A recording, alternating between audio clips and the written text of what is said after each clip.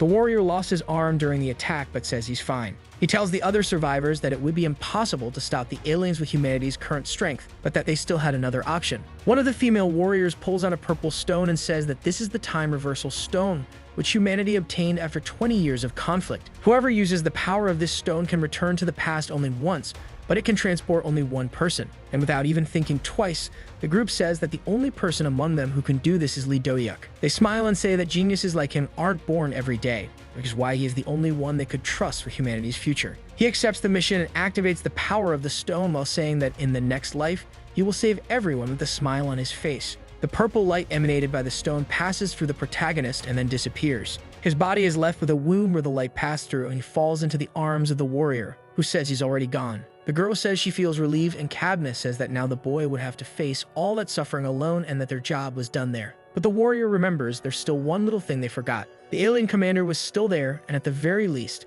they had to finish with an honorable fight. They then face the army head-on and say that there's still a long road ahead of them. At last, they charge into battle, and the scene cuts away without showing the result, but we already know what happened to them. We then see the city with a bright blue sky well before the alien attack. Lee Do-hyuk wakes up in his room, still a bit confused, wondering if the stone really worked. He then realizes he returned at the perfect moment since there are still 7 months left before the attack begins. So he decides that he will train his body and gather more supplies until the day of the invasion. He grabs his jacket and gets ready to leave while remembering that he holds the fate of all humanity in his hands. On the way, he decides he needs to awaken before the first invasion and make his body as perfect as possible before the awakening. However, the story cuts to 7 months later, and Do-hyuk goes to the place he remembers being the location of the first portal the aliens used to invade. Although he seems stronger, he complains that his body still hasn't reached its peak, but for now, it will suffice. Do-hyuk says a portal will open on a stone nearby and a huge flow of mana will come with it. These portals perform a sort of mana baptism on humans, granting them something called awakening circuits,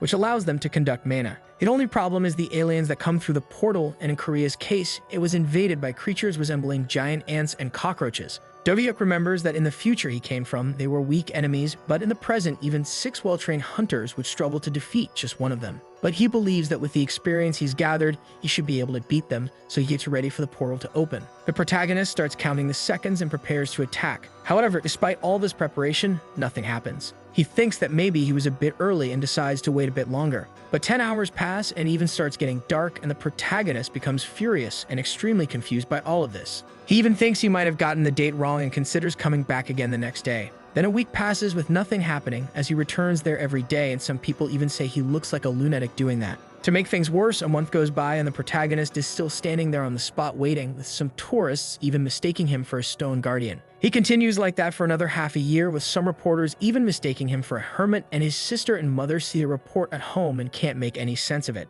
So much time passed that even the protagonist couldn't take it anymore, and for some reason, the world was more peaceful than ever. Do-hyuk then decides to get a regular job and quit this alien stuff, even getting scolded by his boss. He starts remembering the past and all the heroic titles he received, but now that he got the title of savior, he had become just a regular worker. The protagonist doesn't even know how he's going to face the other heroes after this embarrassment, since no superhuman ever awakened or alien appeared in that world. So he decides he has no choice but to accept that maybe he ended up in a different universe's version of Earth, and that in the end the invasion never happening was actually a good thing for the people of that world. Even though he feels disappointed that all the effort he and his team made was for nothing, he says he'll at least enjoy the peace. But then his phone rings and he starts getting a bunch of notifications saying that his rent is due, and now that he's a regular worker, peace is not an option. Back at home, his sister, named Lee Jan, scolds the protagonist who doesn't understand anything. She starts complaining because over the past few months, the MC was unemployed and still spent money on stuff to prepare for the alien invasion. His sister continues, saying that their parents are worried about him since one day he suddenly started running around saying the world was going to end.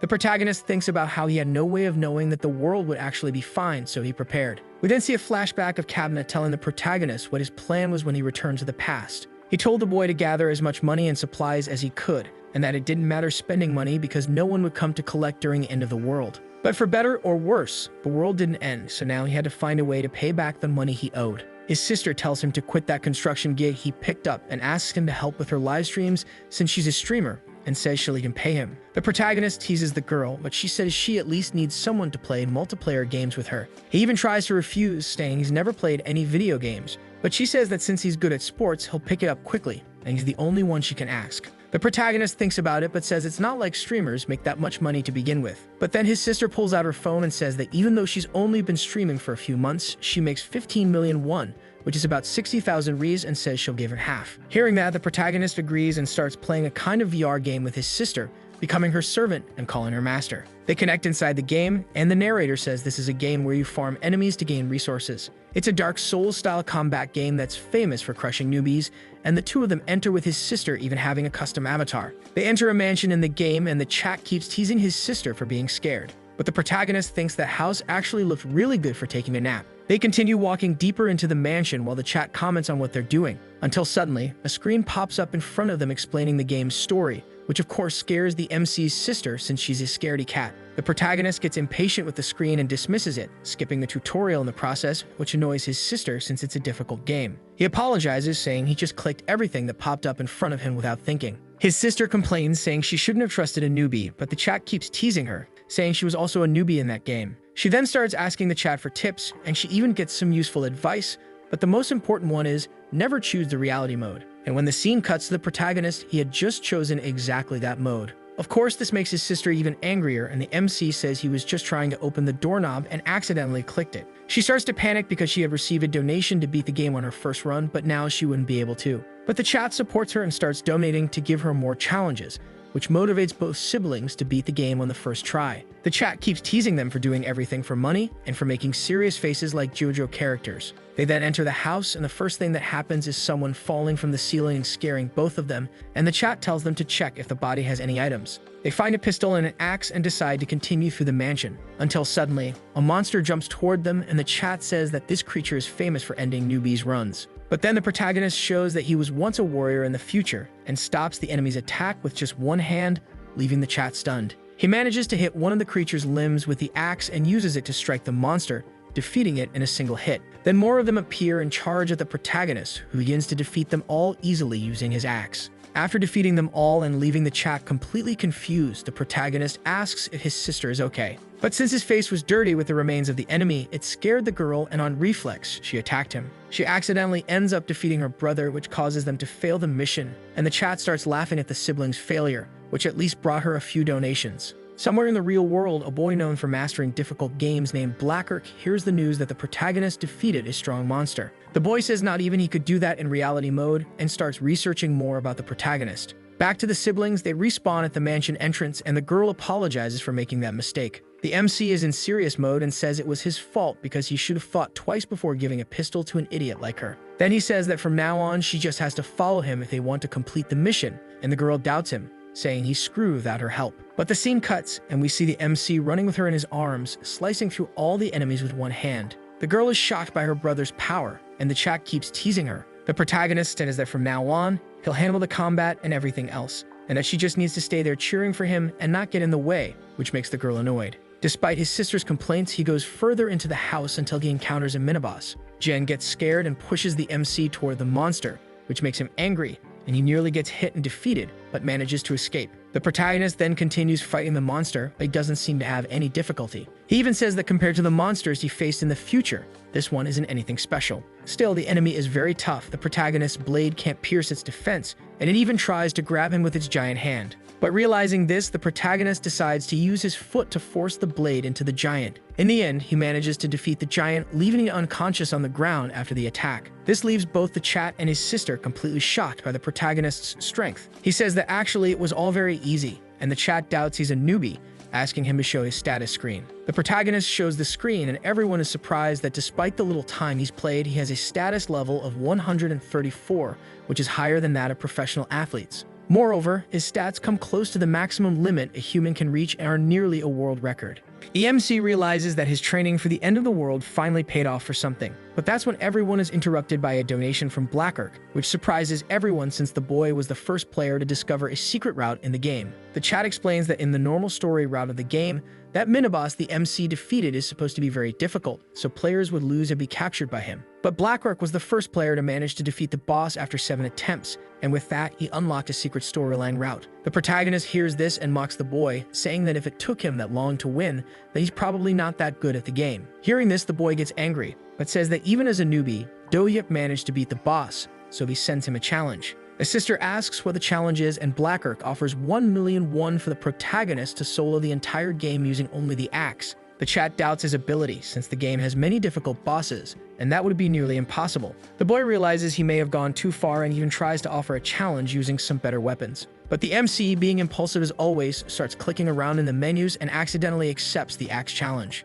With no other choice, he immediately sets off to complete the rest of the game, taking his sister along. The first boss they encounter is a giant monster that uses a chainsaw to attack. Blackirk says that charging in against that chainsaw is a guaranteed defeat due to its complex attack patterns, and that players usually use a group strategy, where one stuns the boss before the other attacks. But the protagonist doesn't care about strategies, and he attacks the enemy, saying that in his time, they fought with their teeth if they had no weapons. He says that if there wasn't a solution to a problem, they created one, since he was always the hunter who defeated the most enemies in his group. To him, a kiddie game with less than 5 years of history could never compare to the 20 years of conflict he lived through. He attacks the enemy's legs, saying that if an enemy was fast, you just had to cut off their source of mobility. And after destroying its mobility and balance, it's time to deliver the final blow. He then manages to knock the enemy down and says that in the end, all humanoid monsters have the same weakness, the neck. He charges again at the enemy, but just when it looks like the strike will land, the monster blocks the axe with its arm. The monster then gets ready to hit the protagonist with a chainsaw while his sister watches helplessly from a distance. The protagonist then jumps to dodge the attack and starts exchanging blows with the boss, who continues to raise its defense. But for Do-hyuk, if the enemy's defense increases, then he just needs to keep increasing his attack too. So he unleashes a focused strike that not only slams the enemy's chainsaw into the ground, but also pierces through it with a single hit. But the protagonist attacked so fast that he couldn't stop in time and ran face first into a wall. In the end, the enemy was defeated, and the MC's sister appears to congratulate him on the victory. The chat asks how Do-hyuk managed to do all that, and he explains that you just have to break the enemy's balance, and the rest is easy. The protagonist's real-world battle experience helps him easily recognize enemy attack patterns and even how to dodge them. But the chat keeps teasing him, telling him to try dodging a bullet then, since he got shot by his sister in the last mission. But the MC doesn't get the joke. That's when the girl finds a passage to the next area, and they decide to follow it. On the way, they find a new axe, and he starts bragging because in the future he used dual axes too. But then a bunch of zombies appear, and now they seem to be surrounded. Still, Do-hyuk grabs his axe and charges at them, mowing them all down with ease, even impressing the chat. As he dodges, Do-hyuk keeps giving tips to the chat like it's the easiest thing in the world, even though he's a superhuman. The chat notices that more zombies are showing up than usual for that area of the game, and with that, Do-hyuk realizes that he's going to have to go all out now. He starts spinning, slicing through all the zombies around him. After spinning so much and taking out several zombies, he gets dizzy and needs to stop for a moment. The chat says he hasn't gotten used to the VR movements and must be feeling motion sickness, but they also tell him to drop that game and go try something called Rise of Valhalla. The MC wanted to ask what kind of game that is, but his sister interrupts and says she found more clues about the monsters in the current game. She says it's hard to read, but it's already going to help a lot, so she starts explaining what was written in the notebook she found. In this game, the monsters are mutating because of a fungus, and the cure for that fungus is in a trailer outside the mansion. She says they can get the item and use the mansion's sprinklers to spread the cure and weaken the mutants. The chat warns that it's best for them to do that or the next fight will be impossible, but the MC says that even without that strategy, it will still be easy for him. His sister asks him to think about it a little because if he loses, they'll have to start all over again. But Blackirk donates and challenges them to beat the boss without using the cure, and since they're mercenaries at heart, they don't hesitate and accept the challenge. A trapdoor opens in front of them, and the siblings immediately jump into it. They fall into a kind of sewer, and the protagonist starts remembering how he used to hide from aliens in the sewers in the future. A rat shows up and scares the sister, but Do-hyuk can only think about how he could cook that rat to eat later. But then giant rats full of rage start charging at them. The protagonist gets super happy about all of this now that he has food to spare, so he starts cutting down all the rats one by one with a smile on his face. He even forgets he's on a live stream and tries to eat what's left of a rat, but his sister tells him to stop with that disgusting behavior. Out of nowhere, something hits the piece of rat meat in the protagonist's hand, leaving him confused for a moment. And when they look up, there are two enormous giants with tentacles instead of arms. They're called Chaos, and they're a late-game boss that can regenerate. The chat says that this boss wasn't supposed to appear here, and definitely not two of them, so it seems like the difficulty just spiked out of nowhere. But the protagonist couldn't care less about the two giants. He just wants to grab more rats to have a barbecue with them. He gets mad at the giants because they made him lose his food and says he's going to take them down. Then the fight begins and the giants charge at the protagonist, and his sister says the game must be messing with them, putting hard bosses all the time. Blackirk explains that the reality mode they chose at the beginning of the game increases the difficulty based on the player's stats. And since Do-hyuk's stats are so high, the game decided to crank up the difficulty a lot, and we see the protagonist taking a direct punch from the two giants. Even so, he keeps fighting and dodging attacks, saying it's fine, and that the game is finally getting interesting. The chat explains that no matter how many times he attacks, the KOs can regenerate very quickly, and when the MC strikes one of them, they counterattack by releasing a toxic gas from their mouths. This gas inflicts poison status on both of them, and the sister says they only have 10 minutes before they're done for. Even so, the protagonist keeps fighting, while the chat is in shock at how hard the fight is.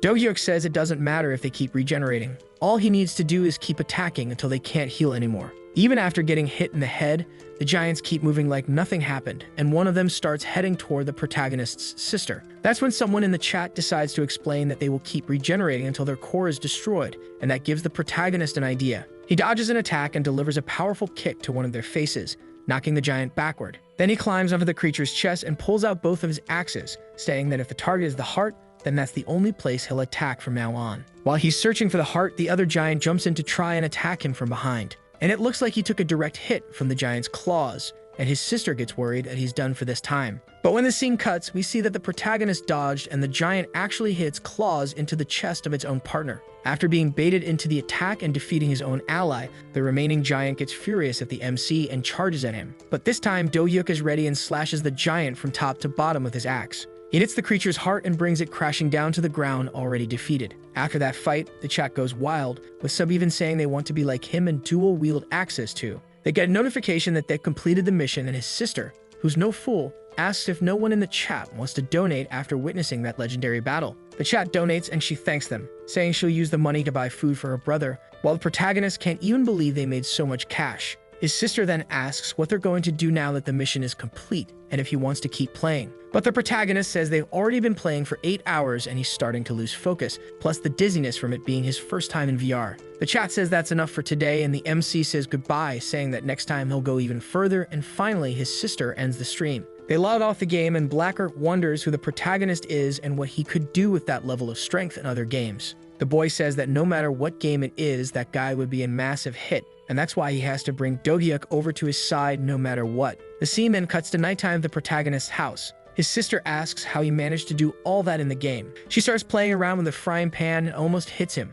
and the MC complains that that's exactly why she can't get a boyfriend. That makes her mad, and she says she can get a boyfriend whenever she wants, but the MC asks then why she's been single since birth, which irritates her even more. She then goes back to the game topic and says her brother looked like a maniac defeating all those monsters like he'd done it before. The protagonist says he just kept doing stuff and it all worked out, but his sister remembers that he's always had good reflexes since he was a kid. She remembers a day they went to a fortune teller and she said the MC would save the world one day. The MC's parents believed that fortune teller and decided they wanted him to become an important general in the world government. But the PE teacher said Do-hyuk wasn't very smart, and that he'd stand out more if he focused on sports. His sister agrees with the teacher, saying her brother could have won a bunch of medals if he'd become an athlete, and that today their parents regret that decision. Back to the present, she asks if the MC doesn't want to start streaming himself, since he did really well. The protagonist hesitates, but the girl says that the way he played today, he wouldn't even need to say anything, just his gameplay alone would attract a crowd. He thinks about it for a bit, and how he used to fight for his life so many times, and that in the game he felt a similar thrill to that life. For him, the regular work life was getting boring and he couldn't stand working construction anymore. But playing that game was enough to break him out of that dull routine and finally make him feel satisfied with life. He still misses his old life, and even with all this, he still needs to think a bit more since games don't pay his bills. But his sister says that just from the little session they did today and with Blackrock's donations, he already made 3 million won. He's speechless hearing that and realizes that if he made all that in one day, he'll be able to pay off his debt quickly at this rate. He agrees, and since his sister will cover the other expenses he needs, he decides to do everything she tells him to. Since she's in a good mood, she decides to help him, but when she checks her phone, she sees something unexpected. Blackrock had sent him a DM, and his sister thinks it's amazing because he's a famous streamer, and maybe he's looking to do a collab with the MC. At first he thinks about saying no, but his sister tells him he needs to accept because a collab with Blackrock would make his views skyrocket. The protagonist starts complaining, saying he's not going to collaborate with some guy just because he gave him money, and that he's only interested in doing collabs with girls. And his sister starts wondering if she should just finish him off right then and there because of how stupid he is. The next day, they receive a delivery of new capsules to play VR. The MC shows up with his face all messed up. He had thought it was a different kind of collab his sister was talking about, and that made her angry. After clearing up the misunderstanding, he decides to start streaming and use his sister's money to buy a huge, modern capsule. He says his sister is kind of rough but has a kind heart, so he promises he'll save up a lot of money and buy her tons of presents. The protagonist then logs into the game, but this time he's playing in standard mode and not in reality mode. He says he's looking for a game that can satisfy his desire for battle, since the last game failed to do that. Looking for the available games, he realizes they're all expensive, so he starts searching for some cheaper ones. He ends up finding an old fighting game he used to play when he was younger and gets excited because they made a VR version of it. So he buys it since it's super cheap and gets teleported inside. The game asks him to enter a nickname and he picks a really weird one he used as a kid, naming the character "How much does it cost?" The first thing he does when he enters is test the strength level of his body, punching the ground and breaking everything around him. He's inside a training room for fighting games and he starts testing all kinds of techniques he knows. The manhwa hadn't explained it before, but there's a difference between reality mode and game mode, which is the one he's using now. In reality mode, you control your character freely, but in game mode, you input commands and the character moves automatically to perform the technique. He tested all his skills and saw that there are still some limitations, but he's still beyond human limits. He realizes he's trained enough and asks the computer to put him in a ranked match to test a real fight. The computer says he doesn't have a high enough level yet to play ranked, so instead, he asks to search for a public room. While waiting for the computer to find a room, he starts choosing which character he's going to use. The scene then cuts, and we see another streamer fighting and defeating her opponent with a single strike. Her name is Hwarang, the Sword Princess, a famous streamer and one of the top players in the Ultimate Fighter tournament scene. The chat explains her background, and it even makes the girl a bit flustered, as she says it's been a while since she stopped playing professionally. She explains that Ultimate Fighter is pretty dead now since everyone's ditching the game to go play something called Iron Fist. So Hwarang asks the computer to find her a ranked match,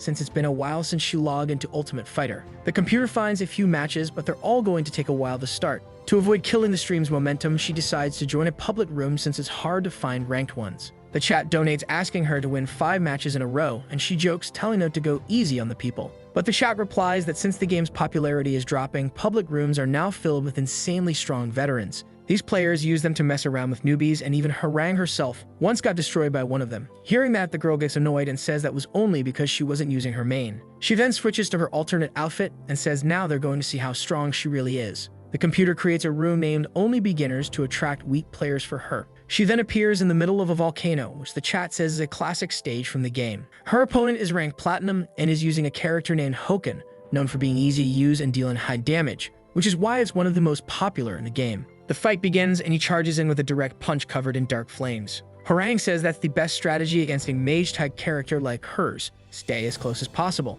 So she backs off and starts charging a spell to keep her distance. But instead of casting a normal spell, she just throws her staff straight at her opponent's face, who asks what kind of magic that is. But the staff was actually just a distraction because she immediately gets close to him and slams him hard into the ground. And it doesn't stop there because she says that attack was another distraction and that she really was charging a spell. She grabs the staff and uses her character's ultimate, summoning a giant Mikira and throwing it at Hoken. With nothing else to do, the guy just takes the hit head-on, saying that was a bit too much for him. Hwarang even mocks the guy, telling him to say goodbye to his platinum rank. She wins the battle, and the chat says that in the end that guy wasn't even that strong. Hwarang says she needs to hurry and get those 5 consecutive wins and asks the computer to find another player. This time, a player appears using a character called Steve, and the chat jokes that it's a character only newbies pick. The player starts warming up for the fight, and no one understands what's going on. But actually, he was just hitting the arena floor to check if the lava was real. Hwarang wonders if it's really okay for her to fight him, since he's surprised even by the lava on the stage. She tries to hide that she finds it funny,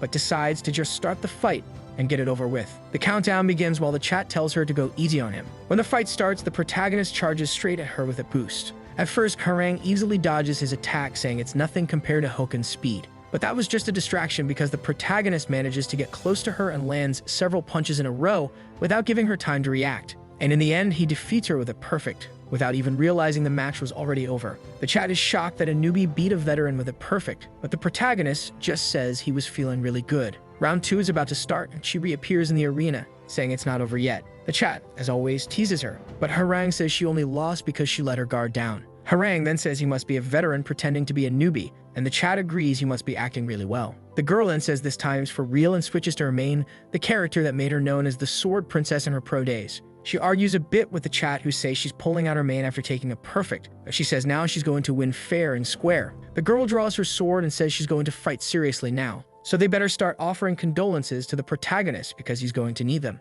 The countdown for the fight begins again and Hwarang starts wondering who he is, since he definitely can't be from the Beyond Heaven rank, at most maybe Diamond. That's the highest rank in the game, and only 100 players have reached it, including her. Since the protagonist's fighting style is different from what she's used to seeing in Ultimate Fighter, she suspects he might be from another game. The countdown ends and she charges at him, saying she's going to teach him the true meaning of control. Do-hyuk dodges the first attack and immediately gets ready to counter with a strong punch. Hwarang says this time she's ready, but before she can strike, the protagonist grabs her hand, stopping her from moving her sword. And she ends up taking another combo of direct hits from the protagonist and realizes that it's already over for her. Once again, the protagonist wins with it perfect, and the chat even gets a deja vu feeling seeing it all happen again. But Hwarang doesn't give up and asks to fight him again, but the result doesn't change and she keeps losing the same way. Do-hyuk has already beaten her 5 times in a row, and even so, she keeps coming back to fight. He says that at first it was easy to beat her when she was using the mage character, but she actually gave him a bit of trouble once she started using the sword.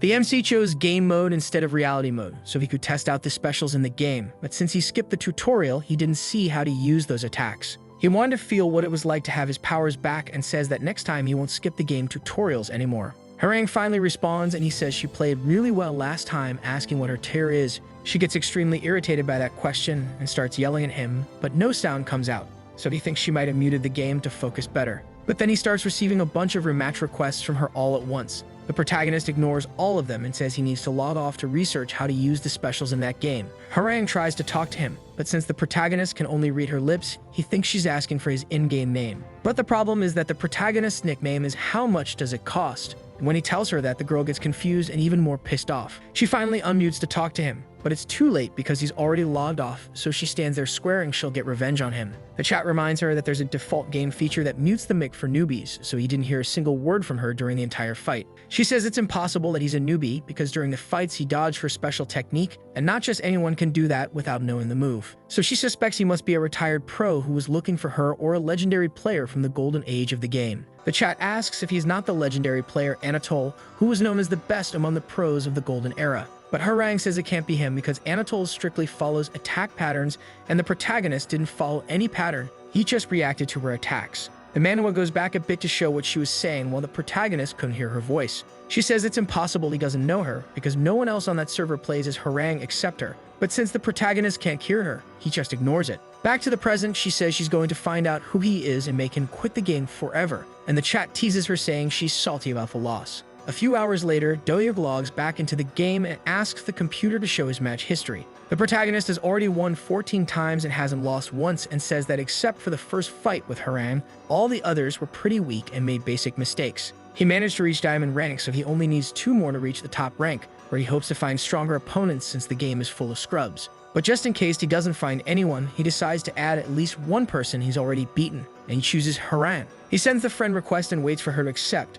but then he's interrupted by his sister, who says it's time for them to start the stream of that horror game from before. Do-hyuk enters the horror game, and the chat is already complaining that they're late, but at least they recognize him as the guy with the axe. The protagonist doesn't understand where his fame came from, but Jian says that his videos are blowing up on the forums and everyone saw him fighting in the last live. She says her brother should get ready and grab his axe because now the show's about to start. The scene quickly cuts to Hwarang and she just received Do-hyuk's friend request, except he changed his name to provoke her, and that made her explode with rage. Back to the protagonist, he feels like someone is bad-mouthing him, but decides to ignore it and keep playing the game with his sister. They arrive in front of a boss gate, and Jian says this time she read the game instructions, so she opens the passage by pressing a brick on the wall. Walking a bit more through the mansion, they reach a giant gate. Jian says the boss is on the other side, and they can see several zombies inside the room. The chat says they're the doorman of the boss room, that there's supposed to be a strong monster among them, and there's none there. Instead, there's a woman in a wheelchair in the middle of the room, and once again, the chat starts freaking out because she's not supposed to appear this early.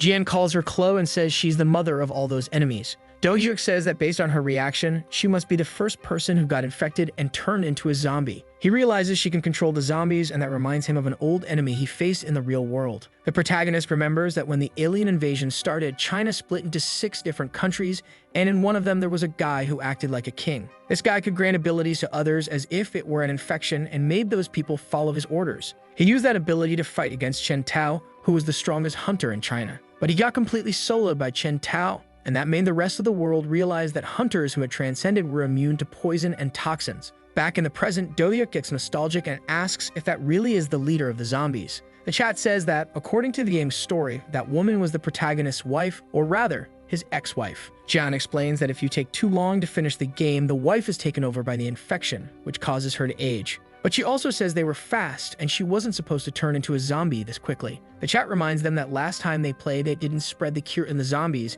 and maybe that's why she turned so quickly. In the original route, they were supposed to use the sprinklers to spread the cure, which would slow the infection effects, but because of Blackirk's challenge, they never did it. Because of capitalism, they skipped an important part, and now the game difficulty has increased to maximum level. The chat continues, saying that depending on their progress, they could have even found a vaccine to cure Chloe, and Dohyuk feels bad for leaving her like that. The protagonist says it's a pretty weird story, but Jian says that in the end, it was all Chloe's fault anyway because she's the one who spread the infection. Jian starts narrating the story. Chloe was a researcher from an organization that wanted to create a biological weapon. She stole the sample of that weapon and tried to escape to sell it to a rival organization. Along the way, she got caught and ended up imprisoned, but during the escape, she ended up getting infected by the sample. Dohyuk asks if that means they just have to defeat her to finish the game, and Jian says that's exactly what they need to do. He readies his axe and asks his sister to open the gate because he's going all in on her. She presses the button, and while the chat is surprised that they're already facing the final boss, the protagonist charges into the room. Dohyuk enters the room and draws his axes, saying that now he's going to start the show they've all been waiting for. The zombie horde charges at the protagonist, who says that if this is the best line of defense they've got, then the boss is going to be a piece of cake. The zombies keep attacking, and the chat comments that even a single bite could inflict the infected status on the protagonist. The boss watches from the middle of the zombies, just waiting for the protagonist's attack. He keeps defeating them all, and the chat says he hasn't even used his whirlwind slash technique yet. The protagonist says that even for him, using that move multiple times in reality mode is very exhausting. The chat says it's kind of cute that he gets dizzy using the move since he's not used to VR. After a while of fighting, he gets tired of beating up zombies and decides to charge straight at the final boss, jumping over all of them. But we see that as he leaps and gets close to landing the final blow on the zombie queen. She stands up from the wheelchair and lets out a scream that blasts everything around her away. The protagonist can't dodge the attack and gets thrown far into the debris. When the scene cuts, we see that she blew up half the mansion with a single strike. The chat notices that there's something strange in the pile of zombies that were blown away during the explosion. And then the protagonist's hand appears from under the pile. He managed to hide from the attack by staying underneath the zombies. Then he stands up with his sister and says he barely managed to escape. He used the zombies as his shield, and thanks to that, all the zombies were defeated, leaving only their leader. Dohyuk says that all they have to do is be careful with that scream attack, and the rest of the fight should be easy. But the chat says it's just getting started, and then the zombie leader starts releasing some kind of sludge from her eyes. When the scene cuts, we see that this was actually her entering her second form, turning into a mass of living sludge. And as if things weren't bad enough already, she also summons 3 monsters to fight alongside her. Jian complains, saying that normally the boss should only have 1 monster helping her during the final battle, but her artificial intelligence went out of control. At that moment, she receives a donation from someone in the chat pretending to be an angry ad, which gives the girl a scare but had perfect timing. The chat comments that if they were an AI and saw someone beating the game with just 2 axes, they'd be mad too. Jian asks how they're going to deal with those monsters since they can still turn invisible, but the chat says you just have to shoot them to make the invisibility go away. But then they remember that the protagonist is still doing his challenge to beat the game using only 2 axes, so he can't shoot. So they suggest that Jian do the shooting since she's been carrying a gun since earlier, and the girl agrees, saying she's left all the work to her brother and wants to help. But the protagonist remembers the shot he took to the face the first time and breaks the girl's gun, telling her not to even think about it. He says the best help she can give is to not get in the way, and she says it was just a small mistake and that she was only trying to help that time. The chat, as usual, keeps teasing the girl, who gets annoyed with the mockery, saying she didn't want that to happen. Then the protagonist thinks that in the end, this is a game where both of them should be having fun, and his sister was just trying to help. So he decides he's going to let her help and tells her to use one of the grenades he picked up earlier, but only when he gives her the signal to throw it. The chat braces for disaster, but Jian says at least she knows how to throw a grenade, and the protagonist agrees, saying after all, she's not stupid. And after a few more jabs from the chat, Dohyuk says it's time to start the plan. He charges forward while carrying a zombie on his shoulder and tells his sister to get ready. Seeing the protagonist going all in, the snakes helping the zombie leader activate their camouflage mode and turn invisible. He then gives the signal for Jian to throw the grenade, and the girl tosses it just over his head, almost hitting the protagonist. Then we see that the grenade caused a huge explosion that hit one of the snakes. Jian apologizes because her hand slipped, and that's why she almost hit her brother with the grenade. But he says it was all calculated, and he already expected her to miss when throwing, which is why he picked up a zombie he used as a shield. Then, with more praise from the chat, the protagonist grabs his 2 axes and charges at the remaining monsters. He keeps fighting and attacking them all mercilessly. One of them nearly manages to bite the protagonist, but thanks to the chat's warning, he dodges just in time. But the real challenge comes when he tries to strike one of the snakes in the head with his axe, and it just doesn't go through. That distraction lets another invisible snake catch him off guard, and we see that it was actually the snake that took the grenade earlier, but has now recovered. While the protagonist defends against the attacks, the chat says that the snake's invisibility disappears when they are attacking or are attacked. The protagonist realizes he's in a tough spot, but he starts smiling since he's finally enjoying a real fight. Because of his attack, one of the snakes has injured eyes and can't use its invisibility anymore, but the other two are still camouflaged. Do-hyuk remembers that he's seen aliens who could camouflage by changing their structure, and these snakes don't even come close to that level. He closes his eyes to focus and says that now he's going to finish them the same way he did with those aliens. He charges full speed toward the boss and the snakes, who also get ready to attack. On the way, he senses the intent of the two invisible snakes and prepares for the incoming strike. He dodges the attacks from both snakes while the chat, even after seeing him fight so many times, is still shocked at how strong the protagonist is. Do-hyuk then climbs onto the head of the one with the injured eyes and prepares an attack while the snake screams in rage. The chat says that even so, he hadn't been able to pierce the snake's defense with the axe, so there's nothing he can do now. Even so, the MC thinks that if the developers paid attention to the details, there must be a reverse scale that can serve as a weak spot. So he grabs his axe and strikes it directly, finally managing to lodge his axe into the creature. Now he starts focusing all of his attacks on that weak point and eventually manages to pierce through the monster with a direct strike. The chat starts praising the MC again, and the boss, seeing all of this, is furious and uses her tentacles to attack. But the MC misses and dodges all of them with great skill, as if he were dancing. In the middle of it all, he's almost caught again by a bite from one of the snakes. However, he turns his axe at the last second and defeats the creature, which falls to the ground screaming in pain. But his axe ends up stuck in the creature's mouth, and he barely avoids another tentacle attack from the boss. He dodges at the last second, and the attack hits the snake, which definitely finishes it off for good. But there's still one snake left coming full speed at the protagonist. The snake seems to have swallowed him, and the chat is still shocked as if he were really going to be defeated by that. He manages to cut the enemy from the inside out, saying that the biggest weak point of a reptile-type monster is the inside of its body, where there are no scales. Finally, he finishes off the last snake with his axe and even gets some flirtatious comments from the chat in the process. But the fight isn't over yet. The final boss, Klo, the Fungus Queen, is right behind the protagonist and gets ready for the final battle. Do-hyuk doesn't think twice and charges at the enemy, saying that now it's finally time for them to really have some fun. The battle begins, and amid several donations from the chat rooting for their victory, the protagonist keeps cutting down the tentacles with his axe.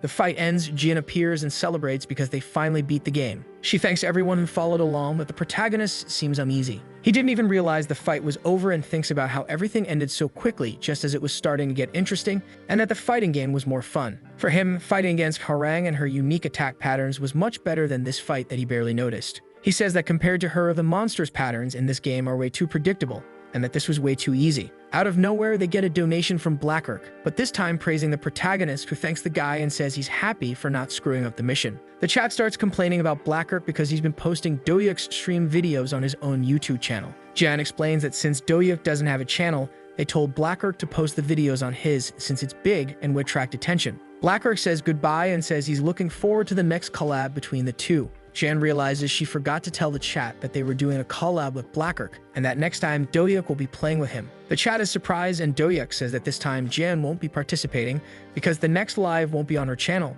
but on his own. They ask what his streamer name is going to be, and the MC says he hadn't thought about it yet and was thinking of just using his real name. The chat tells him to use a name similar to his sister's, but he says there's no way he's copying his own sister. Jan asks what's wrong with her streamer name, and the MC says there's nothing wrong. It's a great name. But then he strikes a cute pose just like his sister's and says that if he uses a name similar to hers, he'll have to keep embarrassing himself like that all the time. Seeing this, his sister bursts out laughing at how ridiculous her brother looked doing the pose, and the chat says they've just witnessed a horrifying scene. After that embarrassing moment, he says he thinks it's better to just stick with the name Lee Do-hyuk, and his sister, still dying of embarrassment, says her eyes are going to melt after seeing that. Finally, she announces that her brother's streamer debut will be the next day and tells everyone to follow him. They say goodbye to the chat, and Do-hyuk thanks everyone and says he hopes to see them all on his stream the next day, finally logging off the game. The scene then cuts to the next day at Blackirk's house. He and Do-hyuk are on a call looking at comments from people suggesting games for him to play on stream. The boy says that since Do-hyuk has such high physical strength, they want to focus on games that rely on physical skills to create stream content. The MC asks which game he has in mind, and the boy mentions one called Rise of Valhalla. He explains that it's a Viking-themed game set in 9th century England. The game received a lot of praise for its complex battle system and epic fights. The boy continues, saying it's the most highly recommended game on the forum, and asks if Do-hyuk is up for playing it. Do-hyuk asks if this game also lets you choose between reality mode and game mode like the horror game they played, and the boy says yes. He also says it seems like the perfect game for Do-hyuk, considering what people have seen him do on stream. He explains that not all players have Viking-level physical strength, which is why almost no one plays in reality mode. In that mode, you don't even need to reach a boss to suffer. Even regular guards can easily defeat you. Blackwork says he's gotten beaten up by that game many times, and the MC asks how far he managed to get. The boy says that after many attempts, he managed to beat one guard, but then got wrecked by the next guy who showed up, and he won't say who it is to avoid spoilers. The MC says he did really well when they played Ultimate Fighter together, so if it was that hard for Blackwork to beat just one soldier,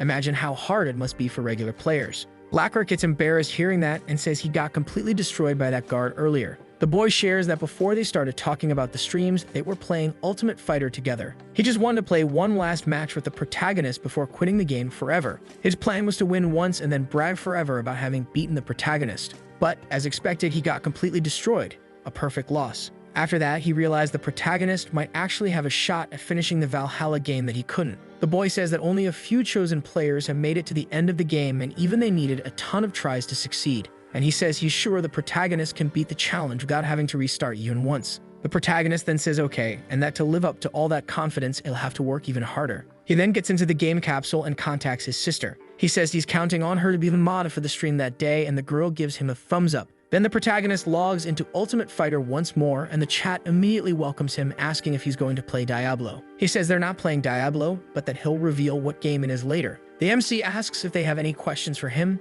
and the chat wants to know who he is and what he does for a living. He feels awkward thinking about what to say, but knows he can't just go around telling people he trained all day to save a world that was never invaded by aliens. So he just says he doesn't want to talk much about the past, and it's better to leave it at that, with the chat noticing that he's uncomfortable. Changing the subject, he says he wants his main content to be games, so he asks the computer to show the list of games. Ultimate Fighter shows up on the list. The chat asks if he's really going to play it, and the MC says yes because it's a childhood game of his. The chat wasn't too happy with the game, asking him to play Iron Fist instead, but the MC expected that reaction and asks if the game is really that bad for them. Jeon shows up to talk to him in mod form, where she looks like a little fairy and says that game is really outdated. She says the same thing as the chat, that if he wants a real fighting game, he should play Iron Fist, and that no one likes Ultimate Fighter anymore. The protagonist thinks that maybe streaming that game isn't such a great idea after all. Then he receives a donation asking him to play Iron Fist and says he's already decided which game he's going to play today. Jan says there are already a lot of people watching, so they better start playing soon.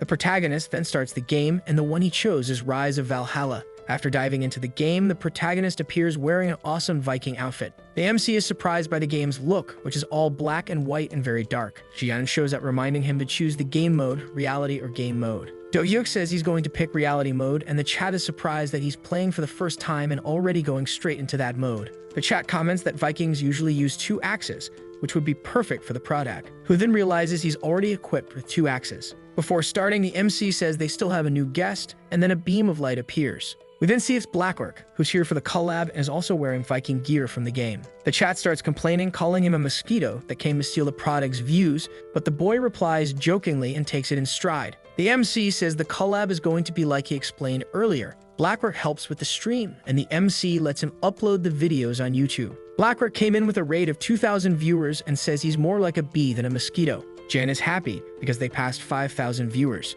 But the chat isn't entirely wrong to call him a mosquito, because behind the scenes, the boy is only thinking about how to benefit from the Prodac's fame. Finally, it's time to start the game, and the MC asks the computer to launch the session. The computer then deactivates standby mode and begins the story mode of the game, and a cutscene starts playing. In it, it's said that in the year 793, a terrible calamity fell upon the kingdom of Northumbria, and we see several ships sailing through a storm. That calamity was the Viking invasion led by Ragnar, and how they arrived on the coast of Northumbria. Ragnar fought the old king but was defeated after falling into a trap set by him. But before being defeated, he cursed the Saxons, saying that when his descendants learn that he fell, they won't stand by idly. And before being finished off, he says he will be in the Hall of Heroes created by Odin, watching their downfall. After that scene, the game cuts to one of Ragnar's warriors named Jorund, who is also the tutorial NPC of the game. The MC is among the warriors being trained by Jorund, who says their king has fallen and now they must take revenge on the Saxons for what they did. He yells to everyone that only those who earn the warrior's recognition can become true warriors themselves. Blackwork says that this NPC usually teaches combat and defense techniques in the normal mode. But in reality mode, you have to earn his trust just to be able to play the game. The chat says it's a mode only for experts and beginners should just shut up and stick to normal mode. Blackwork says he'll be the first to try the warrior's trial and walks up to Jorund. He's even wielding 2 axes to copy the protag. He says he already knew how to fight well with a sword and shield, so using 2 axes shouldn't be that different. The boy faces Jorund and says he's done reality mode before, so he'll be able to beat him easily. Jorund is impressed by the 2 axes, saying it's been a while since he's seen a newbie use dual weapons. He mocks the boy, saying he's going to teach him how to wield a real axe, and calls him to a duel. Blackwork charges at him quickly, saying he'll make the warrior eat his words. While attacking, he explains that using 2 weapons has its downsides but also brings the element of surprise. He attacks Jorund with 1 hand as a distraction, and the warrior thinks the strike is weak. But then the boy pulls out the 2nd axe and goes for a surprise strike with the hidden weapon. Only he was too slow and left himself open, taking a punch and getting slammed into the ground by Jorund's attack.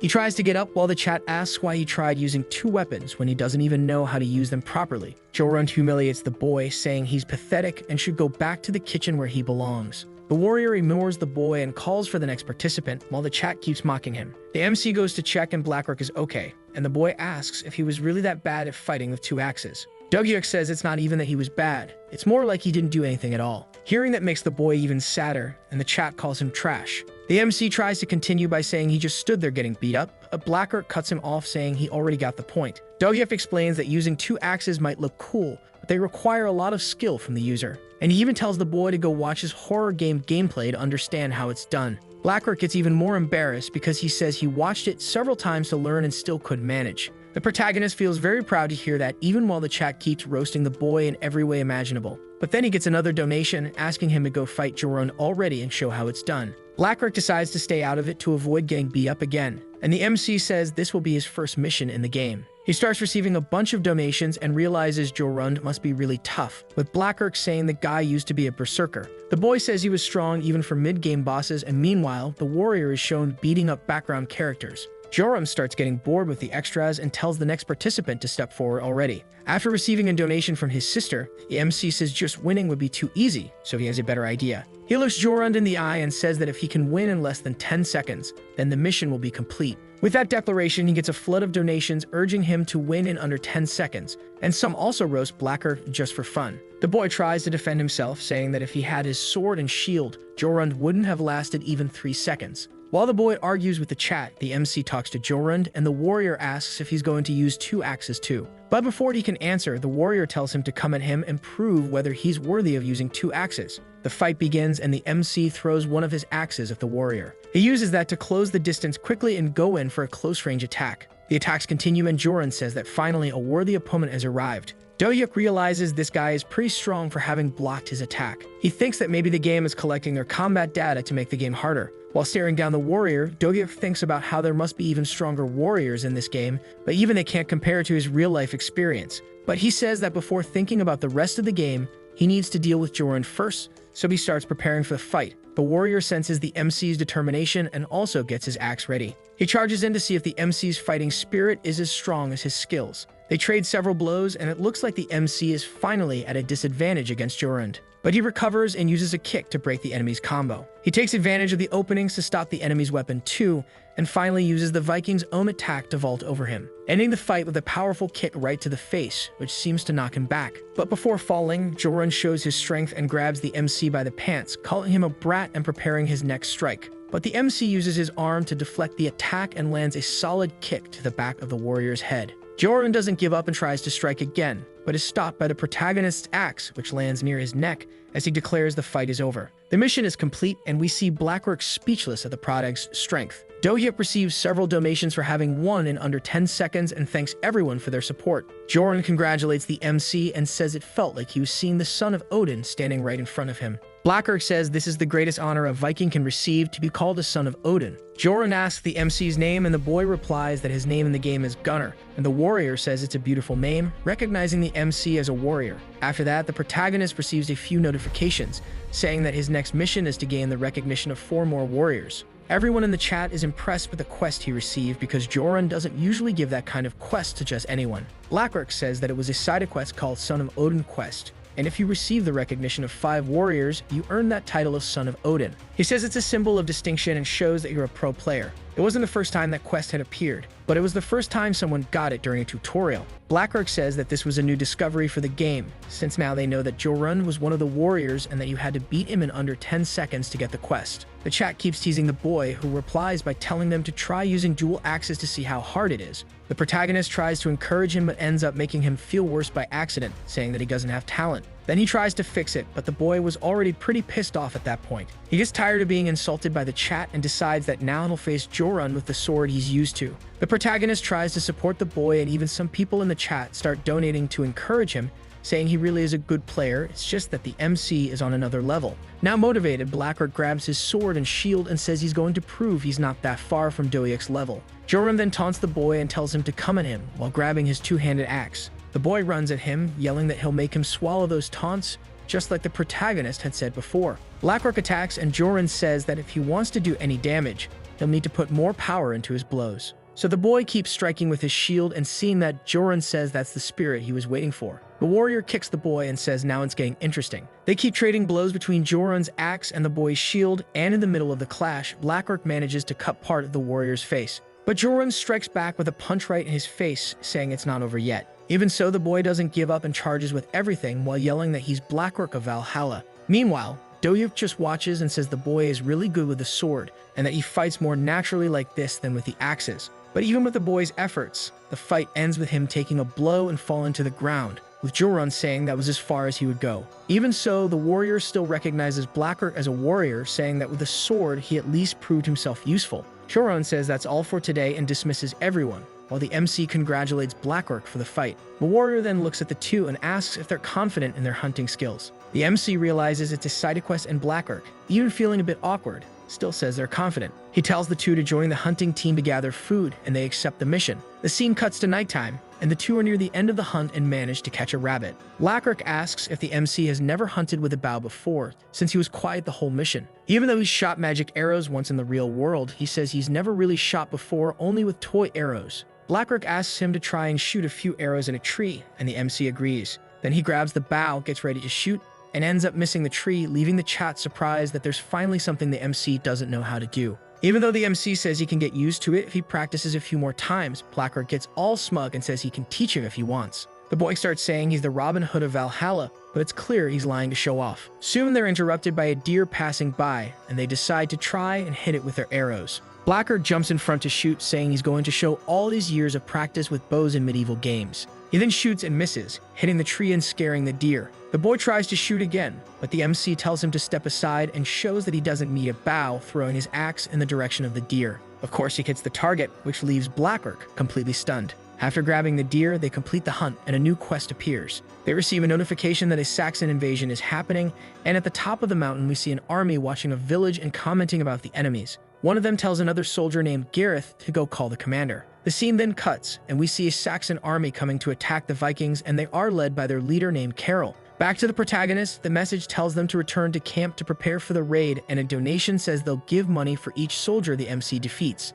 Blackrock says they need to return to the camp to regroup as the message said, and the longer they take, the more Vikings will be lost. But the MC disagrees, and greedy as he is, says it's better to go straight to the Saxons and meet the Vikings on the way, so they can farm more along the path. Blackrock even tries to warn that there are too many enemies for them to be alone, but the MC is blinded by money and decides to go straight into the fight. We cut to Carol's army, and they're the first ones attacked by the protagonist, who shows no mercy, coming down on them with axe swings. One of the soldiers warns that it's just two of them, but they have no idea who they're dealing with. Carol mocks the protagonist, who runs straight at the guy without caring about anything, not even Blackrock's warnings. The battle begins and the Saxons advance, but the MC, already noticing the free XP, charges in with a smile on his face. The soldiers' shields are useless because when the MC isn't swinging his axe, he's punching them instead. He starts mowing down all the soldiers once again without any difficulty. When one soldier tries to attack him from behind, the MC turns around and knocks the guy out with a single punch. Carol is shocked by the MC's strength and asks why he doesn't stop attacking. Meanwhile, Blackrock charges at the leader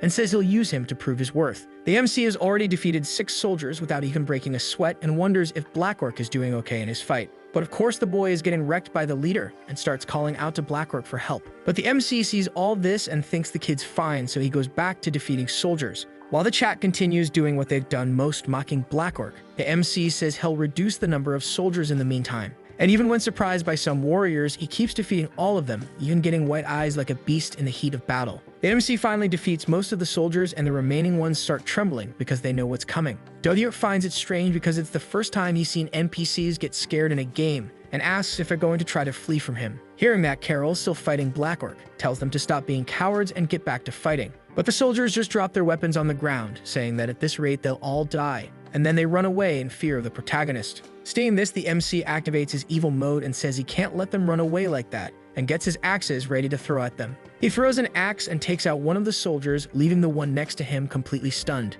The MC then attacks the other soldier with the axe, but realizes he used both, so he decides to start using the bow now to defeat the remaining soldiers. The chat asks if he's giving up on the mission of using only axes, but the MC says he has a plan and starts aiming the bow. He tries to shoot one of the soldiers and ends up missing. Then he realizes what he's been doing wrong this whole time. Doryuk aims again, and this time hits the running soldier right in the leg. After the soldier falls, he reveals that this was the plan. He just wanted to bring them down so he could get close and retrieve the axe for the finishing blow. The soldier tries to beg the MC to spare his life, but the guy doesn't care and finishes off the soldier with his axe. He then looks at another soldier on the ground crawling, and with his eyes now red, he attacks the enemy even as he pleads for the MC not to come closer. After all that fighting, the MC says it was all too easy, and the chat asks how he got so good with the bow in such a short time. But the MC just says he tried shooting a few times until he got the hang of it, and now all that's left is to defeat Carol. Blackrock keeps getting beaten up by the leader, who takes the chance to catch the boy off guard when he tries to call for the protagonist,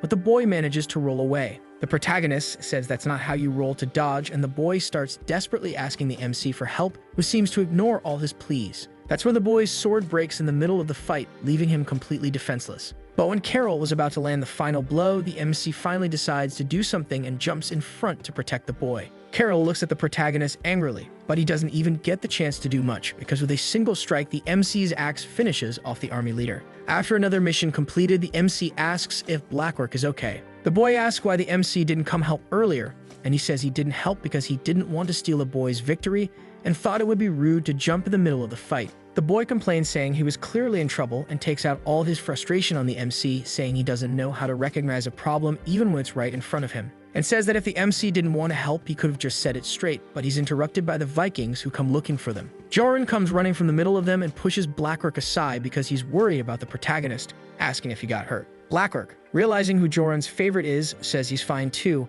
but ends up getting trampled by other Vikings worried about the protagonist. The boy says that's enough for today and decides to log off the game without even saying goodbye to the protagonist. The chat feels sorry for the boy, but Joran says he doesn't care about him. And that's when the MC wonders if the tutorial is finally over and if the open world of the game is about to begin. The MC is unsure of what to do now, but the chat donates for him to go face someone called Beowulf using only the gear he has now, and he accepts the mission. Joran asks if he really wants to face Beowulf and says he's way too strong to face alone, and without even thinking twice says he's going with him, so the MC receives a message that Joran has joined the party. The MC agrees but asks what the benefit is of having an NPC in the group, and the chat says they help during tough moments, so he decides to just head toward the objective. They ride off on horseback, and the MC asks who this Beowulf guy he has to face is. Joran explains that he was a brave warrior who served the king, but after the king kicked the bucket, the guy completely lost his honor. He says he heard the guy's been roaming around pillaging nearby villages. And after hearing that, the MC receives a quest from the game,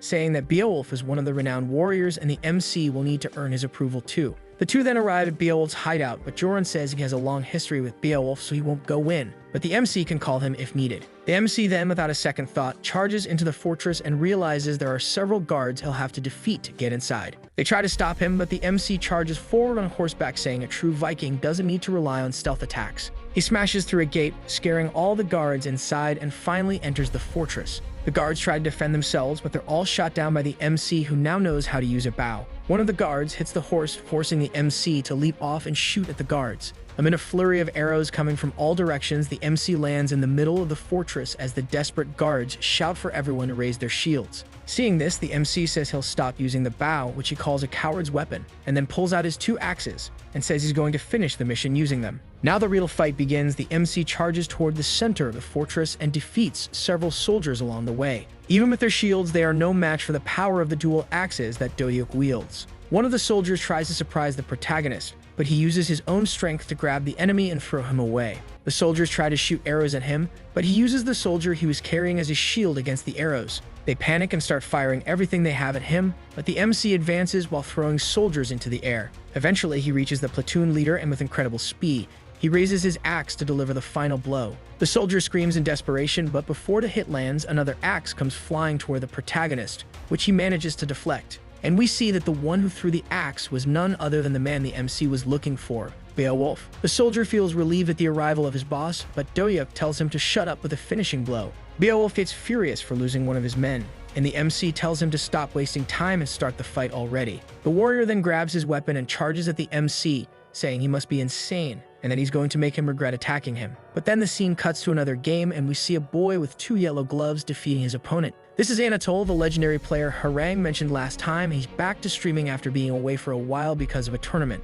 The chat gets worried because he only made it to the semifinals of the tournament, and they ask if he's okay, but the boy says yes, he just needed some time to clear his head. In his thoughts, Anatole says he was a great champion and ultimate fighter, but when he switched to Iron Fist, he kept getting stuck in the semifinals of the World Tournament. But he says he can't give up now and tells the chat he feels like revisiting his homeland till he closes Iron Fist and opens the game Ultimate Fighter. Just by opening that game, his stream views drop like a rock, but he doesn't seem to care and is just happy to be back. He decides to play as Hoken, his alternate character, just to get used to the game again. Then he asks the computer to find a match for him, just to warm up. That's when the scene cuts back to the protagonist, but he's no longer in the Viking game, he's at home. After the fight with Beowulf, they uploaded the video to YouTube and already racked up a ton of views, making Jian really happy with the result. They comment that there are already memes from the stream because it got so famous, and that at this rate, he'll be able to stream on his own without her help now. The MC thanks his sister for helping him as a mod, and the girl says she's going to sleep early because she's tired. But the MC says it would be a waste to go to bed now, and that he wanted to try out this Iron Fist game everyone's been talking about.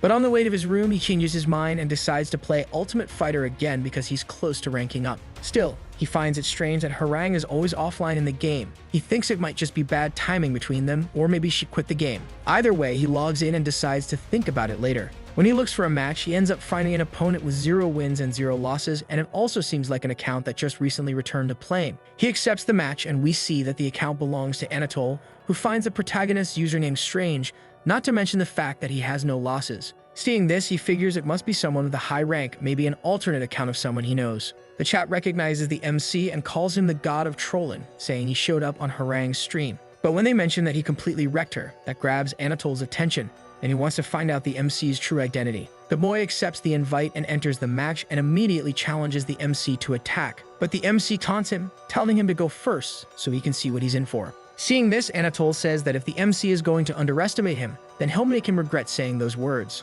Anatole charges at the MC with a fire punch, but the MC dodges and tries to land a kick, only to be grabbed and forced to leap away. He prepares another punch, but the MC once again dodges, even while upside down in midair. And after blocking Anatole's attack, the MC lands a knee right in his face, and then knocks him to the ground with another kick. Now it's the MC's turn to use the fire punch, and since Anatole is on the ground, he doesn't know how to dodge it. But at the last second, he manages to leap away, while the chat is once again shocked by the strength of this unknown opponent. The chat comments that Anatole is rusty after so much time away from fighting, but the boy thinks that's not it. There was something more in that clash between the two. But he can't say exactly what's bothering him, he just knows that if he doesn't figure it out soon, he's going to lose this fight. He then decides to charge at the MC to get a better feel for his moves. Using the attack as a distraction, he tries to grab the MC's leg to bring him down. But just when he thinks he succeeded, the MC is faster and nearly lands a knee right in his face. Anatole is surprised by the MC's reaction and wonders if it was just a lucky move. But he doesn't have time to think because the MC is already coming at him with another punch.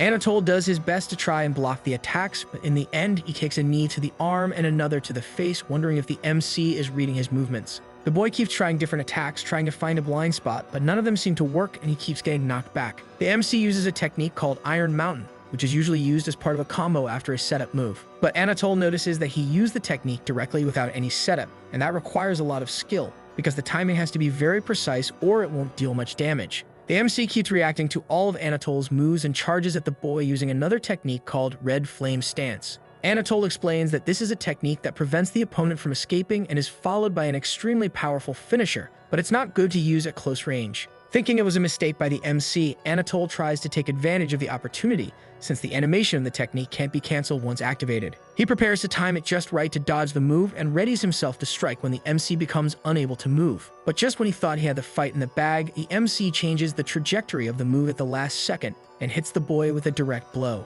And that's when Anatole realizes what had been bothering him, since to change the trajectory of the technique, you have to do it manually. In the middle of a flurry of punches from the protagonist, Anatole realizes that the MC was playing in reality mode, which means he wasn't using the game's assist features to activate abilities. The fight ends with the protagonist's victory, who compliments the boy saying he did very well. The boy can't believe what just happened and how it's possible for someone to fight without using the system assist, so he asks for a rematch to confirm it. The MC agrees and once again they fight with Dolia coming out victorious, to no one's surprise. The boy lies on the ground and the MC still has the audacity to say it was a very close match. But he doesn't give up and asks the protagonist for one more rematch, and after 5 matches where the MC won them all, Dohyuk says that's enough for today, and this time the boy agrees. Dohyuk realizes he only needs one more victory to reach the Beyond Heaven ranking, and there he'll finally get opponents on his level. But he's worried that his viewers might find out he's playing another game off-stream, especially an outdated one. So he decides he's going to keep his identity hidden and only reveal it once he reaches the highest rank in Ultimate Fighter.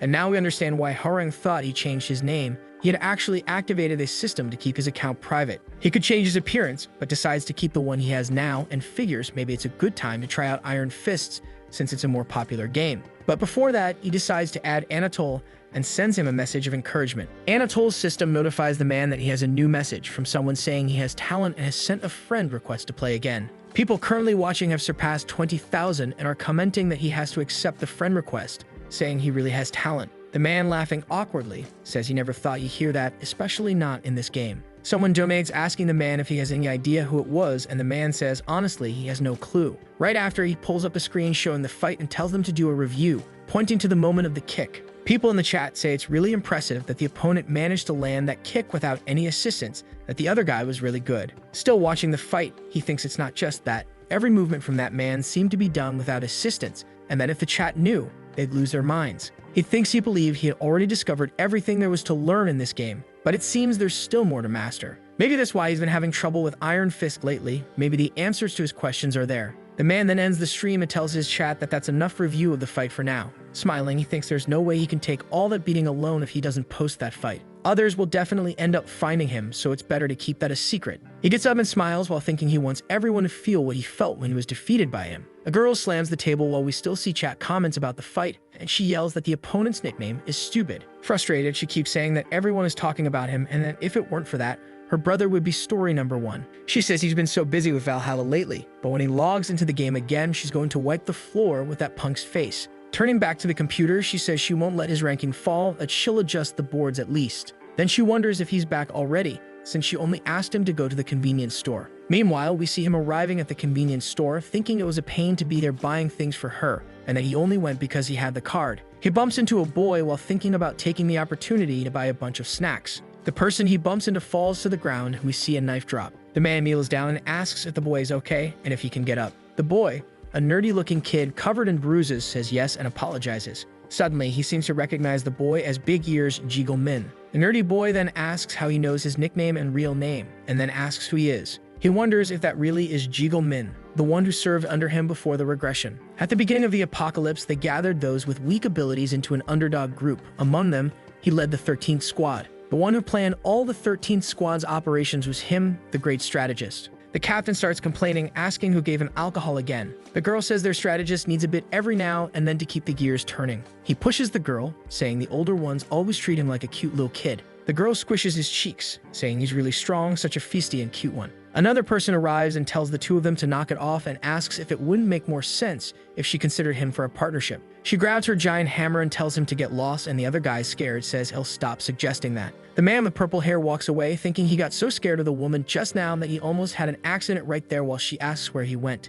The captain then points with a spoon to where Big Ears is. He says the boy always does the same thing when he drinks. He climbs up somewhere high and plays with the wind like he's a tragic hero. The girl notices that he really is doing that again. She asks him to come down and promises to stop teasing him because it's dangerous up there. The boy then, with his back turned, calls out to his captain. He then says that if he were big and strong like him, he wonders if he would have been teased less. He puts his hand over his eye as he keeps speaking, then rips off his eye patch, saying maybe that eye of his would still be there. and his little brother would still be there, he wouldn't have lost him the way he did. He continued, saying that if he were as strong as the captain, strong enough to defeat extraterrestrial forces and monsters without needing powers, he says he would protect everyone. Suddenly, the boy seems to stumble as his voice begins to tremble. The man with purple hair catches him before he falls and says that every time the boy drinks, he gets like this, whiny and complaining about the past while standing in a high place. Gecko approaches from behind and calls out to the captain. He reports that he found their base of operations and that they're in the same place where that crazy girl he keeps seeing lives. The captain then says it's time for them to go,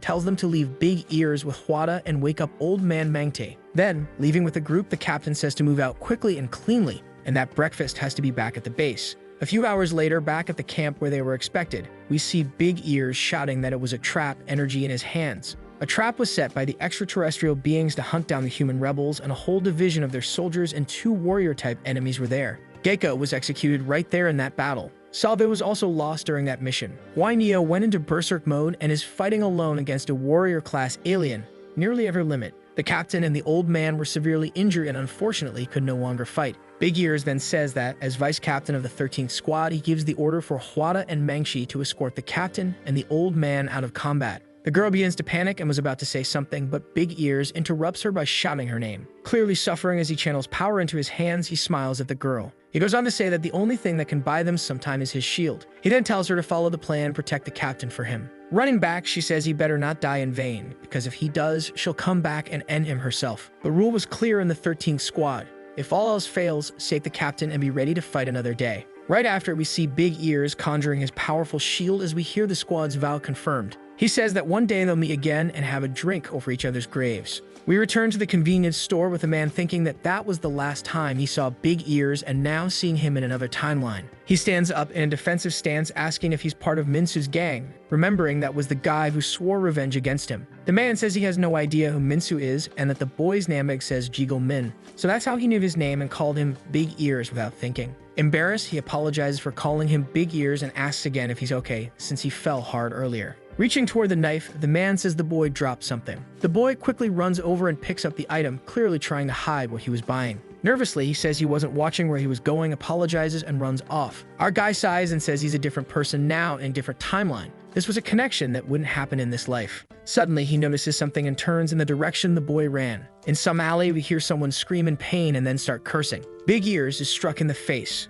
Another man asks Minsu if he's okay while we see him, teeth clenched and arm bleeding, asking if the boy tried to fight back. He kicks the boy, asking how trash like him dares to pick up a knife against him. One of Minsu's friends grabs him from behind, telling him to stop beating the boy or he'll go down too. But he's too angry and breaks free from his friend, saying he'll handle that bastard himself. He grabs Big Ears by the hair, who's already got a black eye and is all bruised up. He brings his face close to his and tells him to burn this into his brain, that this is what happens when he disobeys him. The friend sees someone approaching and tells the man to get lost if he doesn't want to see something horrible happen. He starts saying for him to leave when the strange man surprises him with a punch to the face. The man says that for a little short-legged rebel, he was surprisingly fast. The other chubbier man who had been watching everything silently until then decides to go after the newcomer. But he's easily thrown back and ends up falling and painfully hitting his back on the ground. Then the one who was beating up Big Ears asks who he is and what the hell he's doing there. He smiles and says that he's the former leader of the boy who happened to be passing by. Big Ears then remembers that this is the guy from earlier from the convenience store. The other man looks surprised and asks if he was with the Three Paths gang. Then, punching the man in the face, he says he's with the Mutts, while the other says that means he must be from Yongsan. They continue fighting while one asks if he's with Yangpol Hyun, and the other says he doesn't know anyone. Big Ears, watching the fight, sees that the man is very strong and wants to be like him. A system window informs that Lojin is being processed, while the man says Jian's going to chew him out for being late. He remembers the street fight and curses the guy, saying he was late only because of him. Then he remembers Big Ears begging him to take him as a disciple while he tries to answer a phone call. He recalls having to scramble to convince Jian that he wasn't yelling at her but at the boy, and even so, he thinks if Big Ears is in this timeline, that means the other members of his old group must be there too, and he wonders if he should look for them. Sometime later, thinking better, he says no, that he should focus on cleaning up his own mess first. He thinks he's drowning in debt and needs to fix that before anything else. So he asks Comp to open the chat window. The folks in the chat start showing up, asking if just once he'll start the stream on time. The chat says he should have gone live yesterday, that he would have easily been number 1, and he says he heard that his clip hit top 2. People were talking about some Anatole and Gotham, who he clearly has no idea who they are. While people ask when he's going to log into Valhalla, he says he got curious and starts researching before entering the game. He starts watching the clip of the much talked about fight from the day before. The man asks if that guy is really him, and the chat starts spamming question marks. The boy says he bought the game Ultifight 3 days ago and only has 16 hours of playtime. The chat goes wild seeing that he's had the account for 3 days and managed to pull off a Burning Crescent kick without assist. Then he shows he has 27 wins and 0 losses, and the chat starts losing it. He then says that now that the chat can confirm it was him, he's going to play Valhalla, while the chat wonders if he's really going to do that to them, play another game. Confused, he asks if the folks there weren't here for Valhalla, but the chat just wants to see him play Ultifight. The chat then starts proposing all kinds of things, asking him to play Ultifight and become the #1 ranked player and so on. The boy sees the donations rolling in and notices there's already a lot of money coming in before he even logged into the game. Clearly changing his mind after seeing the money coming in, the boy says he's changed his mind and will play Ultifight. Then he logs into the game while the chat keeps joking and interacting. At night, we see a building with several floors lit up and someone saying that it wasn't them. A man slams the table, saying all of this is a pain, that he already said it wasn't him. He continues saying that if it were him, he wouldn't hide, head stream and profit from it. This man is named Beyond, and he's a former professional player of Ultifight. Someone then donates money to his stream and says the identity of Godham has been confirmed. Not a pro player, but just some random streamer. Beyond tells his chat that he told them it wasn't him. He smiles then and comments that he was really curious to know who that player was. The chat comments that Anatole got beaten up by the guy, and Beyond says the other guy had been out of the game for a year, probably rusty. Smiling, he tells the chat he'll show he's even better than this Godham and tells his computer to start the game Ultifight. Next, we see the match of him. That's so versus Beyond. The chat of both players starts going wild over the matchmaking. Beyond, with a maniacal grin, gets extremely excited, saying he got the right guy in the queue and that he'll see what he has to offer. The system announces that it's connecting the fights while Beyond says it's time to show this god and what he's made of. Suddenly, we see Beyond drop onto the battlefield surrounded by energy. He enters and says the old master is back, telling them to make way for him to pass. Pointing at the other guy, he asks if he is that rising star, Godham. Our guy asks his livestream if that was someone famous, and the chat says yes. Not like Anatole, close. The chat says that if Anatole is the one who made Hoken so famous, Beyond is the one they call the rightful heir of Hoken. They go on saying that basically Beyond is Anatole's successor and a genius of Hoken. As the match starts and the fighters charge at each other, the chat says watching this live stream is like witnessing history in the making. Beyond thinks it's just as he imagined, that the opponent would open the fight with absurdly offensive pressure. He continues saying that instead of using repetitive attack patterns, he fights using instinct, mixing blows however he feels like. Honestly, he thinks it's like looking in the mirror on one of those days he feels out of sync. Then he comments to the opponent that his attacks are excellent. The chat is stunned that Beyond has lasted more than 10 seconds in a fight against Godham, while others say he's holding back. Beyond thinks the opponent is slowly pushing him back, that he has no choice but to use that secret move. He then strikes the guy, who manages to block by throwing his hand downward. Next, he opens his hand and fire begins to emerge from it. He uses the rising flame wave attack on the opponent, who jumps back while catching on fire. The fire then moves toward his feet, and the chat asks if he's going to combo one attack with the other. With his feet on fire and a maniacal grin, he charges at Godham. Then he stretches both hands forward as they catch fire, shouting that this is his final move. He then yells the name of the move, called Flaming Crescent Spear. The move raises flames that soar above building height. Beyond stands still with a slight smile on his face while the chat goes wild over a new attack he invented. Looking at the injury on his arm, he thinks he can only use that move once per match at most. Smiling, he says that this match will definitely be his victory, but we see the opponent with the flaming fist above him. The chat then mourns that he hasn't won yet, and he finally realizes the opponent is behind him. Beyond barely manages to dodge as Godham comes down with his flaming attack. He then asks how the opponent is still standing. The opponent says that thanks to him, he learned something new and managed to dodge the attack inside the Crimson Flame Wave. He said that's impossible because he spent months developing that move, and the opponent said he copied it after seeing it only once. Godham says it wasn't that hard to neutralize his spear attack using the Crimson Flame Wave. Then he used the recoil of the Flaming Crescent kick to teleport out of there, while Beyond tells him to say something that makes sense. He shows his injured arm and asks about the explosion when the fire detonates. Every time the Crimson Flame is triggered, the recoil affects the entire area. Godham looks at his own arm while the enemy asks what kind of tricks he's using, since he did all that without a scratch. He then shows that you just have to pull your hand back before the explosion hits. The professional player stares, mouth open, thinking what kind of nonsense he's hearing. Our girl thinks maybe his reflexes are way above normal because they used to play games like sticking their hands into crocodile mouths. Then he starts showing off, repeatedly saying it's just a matter of pulling your hand back before the damage explodes like that, and the chat goes wild. He thinks that seeing Beyond's new technique gave him inspiration to keep going. An opponent then gets into attack position and says he'll see how strong God's new move really is. With flames spinning around him, he charges at Beyond using the Crimson Rush, also created by him. He then thinks that if the man is coming at him like that, his next attack must be the spear, since it's a straight line move. Midway, the opponent changes and uses a regular kick instead of the spear attack, confusing Beyond. Suddenly, the enemy's foot starts catching fire. He is caught off guard by it being the flaming crescent kick and thinks that if he can block at least one of the attacks,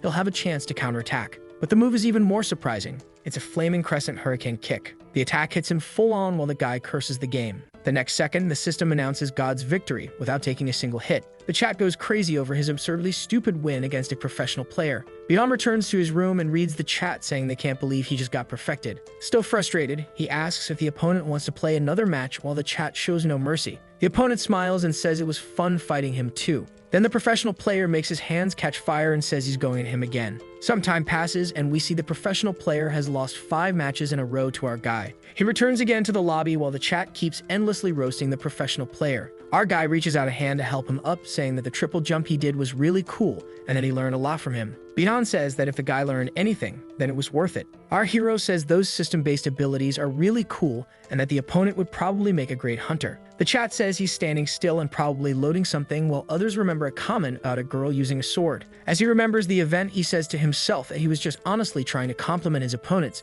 but the chat just wants chaos. He then asks the guy if his name is Beyond, and he confirms. Then suddenly, he points his finger at the boy. Our hero smiles and says the opponent has talent. He starts lobbing off while saying it was really fun, and that he hopes to run into him again. Pakshid starts going wild again, saying this is why they watch Lee Dohyuk's stream. As soon as he returns to his lobby, people immediately start asking him to clue up again. He takes a look and sees that 12,048 people are watching him. Our guy thinks there must be a bug because the number of viewers went up but the mission rewards didn't. People in the chat start teasing him, calling him a mercenary, while others say there are no missions available for him to reach number 1. Once again, with renewed excitement, he says he's queuing up. Obviously, our guy's win streak kept growing, beating new opponents as easily as he beat the professional players, using his new moves and learning others along the way. He kept winning absolutely every match he played. Our guy tells the chat it's getting harder and harder to find matches now, and the chat says it's because he's already beaten all the top players. He watches the chat's reaction as another streamer ends their live with some lame excuse and thinks that's probably the best he'll get today. Suddenly, the system announces a match has been found. Someone then appears saying that tonight he came after the guy who defeated Anatole, so he logged into the Korean server. A man with short red hair smiles at our hero, and his name is Wolfgang Shuki. Our guy notices the man is Japanese, and the chat suddenly turns it into a Korea's Japan match. Someone in the chat says he's famous in Japan and has already won 2 world championships, proving he's good at both Iron Fist and Ulti-Fight. Our guy then asks the system to activate instant translation mode. The opponent asks if he was the one who defeated the famous Anatole and says he'll be the first to defeat that mysterious Korean master. People on our hero's live stream can't wait to see the reaction of the Japanese when this guy gets wrecked. People then ask if he'll ever play with another character, and he says that since they mentioned it, maybe he'll switch for this match. The live stream starts suggesting several names for him, but he points at the opponent and says he wants to play with that one. Everyone is then surprised to see that he picked the same character the Japanese player, a master of that character, is using. Someone then asked our hero if he has ever played with that character before, and he says no, that he'll just get used to it as he plays.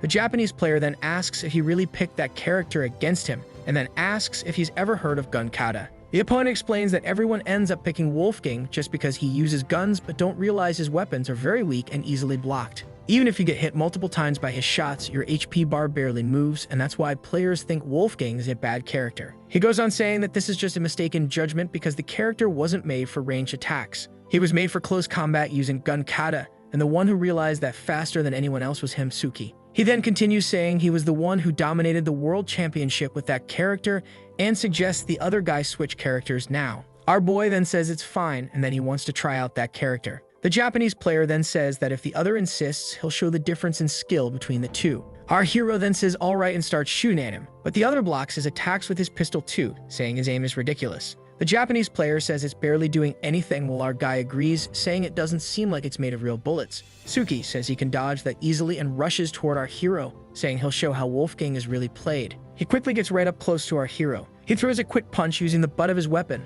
while aiming the other at our hero. Smiling, he says he'll now give the first lesson about Wolfgang's weapons, that they really need to hit from very close range to deal serious damage. But in the middle of his attack, something catches his attention. Our hero has one of the bullets in his teeth while the others fly around him, and the Japanese player asks how he blocked all of those. He then spits out the bullet he caught with his teeth, while the Japanese player is still in shock that he blocked them from that close. The Japanese player then says he really does have good reflexes, but that the real fight starts now. He says he'll now teach the second lesson about gun kata. Turning around and still very close to our hero, he elbows him. He quickly manages to aim one of his pistols at the boy's abdomen. But before he can fire, the boy has already deflected the pistol with his other hand. Taking advantage of the moment the Japanese player slipped up, he smashed the butt of his weapon into his face. The Japanese player, angry, curses him and starts firing wildly. Someone on the live stream then makes a substantial donation, saying that if he wins without getting hit, he'll complete the mission and get the money. Smiling, our hero accepts the mission and begins dodging all the bullets fired at him. To escape the enemy's attack, he jumps and takes cover behind a car. The car is completely destroyed while he lands on the other side on his feet. They suggest a short break while he watches his opponent's movements. Someone in his chat asks if he thinks he has time for that while he doesn't understand, and they say something big is coming. They then explain that the rapid fire isn't just for pinning down, it's to set up the next move, which is Wolfgang's lightning weapon, his most powerful ability. Our hero then puts his foot on the car door and pushes it toward the opponent. The opponent, who was charging his lightning weapon, sees the car coming at him. After charging it, he yells for our boy to go to hell. The shot slices the car in two, making a loud blast and huge impact. Our boy takes advantage of the distraction caused by the car to move behind the opponent. While the Japanese player says the trajectory of the shot was wrong because of the car, he looks to the side and sees our protagonist. He then lands a blow on the Japanese player's face. The opponent complains that he was struck on the ear, but our protagonist doesn't stop, landing another hit on the opponent's face. The Japanese player falls to the ground, dropping his weapon. As he tries to get up, he finds our hero's gun aimed directly at his forehead. He begins charging the powerful shot from the lightning weapon and thanks him for the lesson. The Japanese player then screams in frustration as we witness the great power of our hero's lightning weapon. We see a woman getting up from her computer, impressed, telling everyone to look. She says the boy clearly had no mastery over Wolfgang, but still managed to use a variation of gun kata that Suki had used in earlier matches. The girl goes on saying part of it was just a reaction in the moment, but much of it was Do-hyeok reading the future and blocking attacks in advance. Her chat then asks if she's the same person who was criticizing him a while ago, and she replies that was a long time ago and to just keep watching. The next day, people in the chat are excited and eager to see more of his gameplay, saying they're missing it. The boy then thinks he should keep playing, but only after defeating all the best players and challengers. He says that not even beating professional players excites him anymore, and that his audience is beginning to stagnate. Recalling the scene of the lightning shot, he says that may have been the true peak, and that a game that is ending truly is ending. He then thinks maybe it's time to try something new. Maybe he'll try this Iron Fist thing. But he also remembers there's another game coming out soon and thinks there's a special place for small streamers like him to get into EVO. He then starts searching the internet for what he needs to do to register. Before he can continue searching, a news story pops up on his screen. Then he asks himself if that really is Kabma. He remembers it's the one who stayed with him until the end of the past life, the Dragon Emperor of Destruction, Kabna. Going back in time, he recalls the first meeting with one of the new heroes who would form the final human resistance. Then in the Hall of Heroes, a magical monument created, he meets the dragon who asks if he is the one they call Lee Do-hyuk.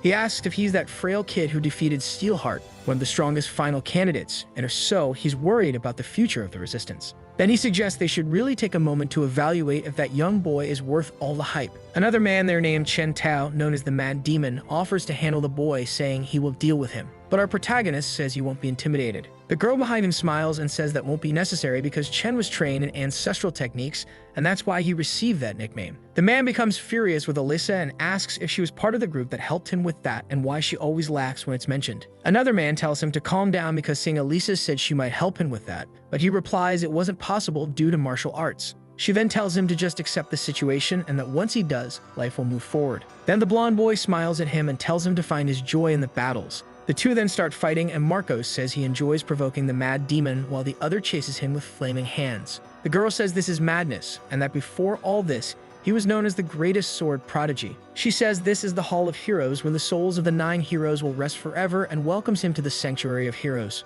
Our hero looks at the woman's outstretched hand as she welcomes him. He ignores it and says that even so, the place feels like a huge mess to be considered the base of human resistance. The woman then pulls her hand back, realizing she was ignored, and says the environment is like that because everyone is tense. He asks why they would be tense, being the pinnacle of all hunters, the elite, the ones supposed to save the world. The woman repeats some of the information, saying they really are the peak of the heroes, the ones who must save the world and all that, but before that, they are still all just human too, for they carry the burden of all humanity on their shoulders. Maybe that's how they deal with that moment or even try to forget the weight of that burden. The woman goes on to say that if he passes that test and ends up becoming one of them, he will understand a bit of what it means to carry the name of the resistance, to which our hero says that that burden, was created solely by fear. Then he shouts that he, Lee Do-yuk, known as the god of war, will be the first to annihilate the dominant race, that he will carry them on his back. He goes on asking for the test to start right away, and the dragon then smiles and says that's the spirit he likes. Suddenly, with the air heating up around him and wings emerging from his back, he says he'll see if he really is everything he claims to be. He realizes that this was another transcendent, or actually the first, but a donator on his stream tells him to wake up.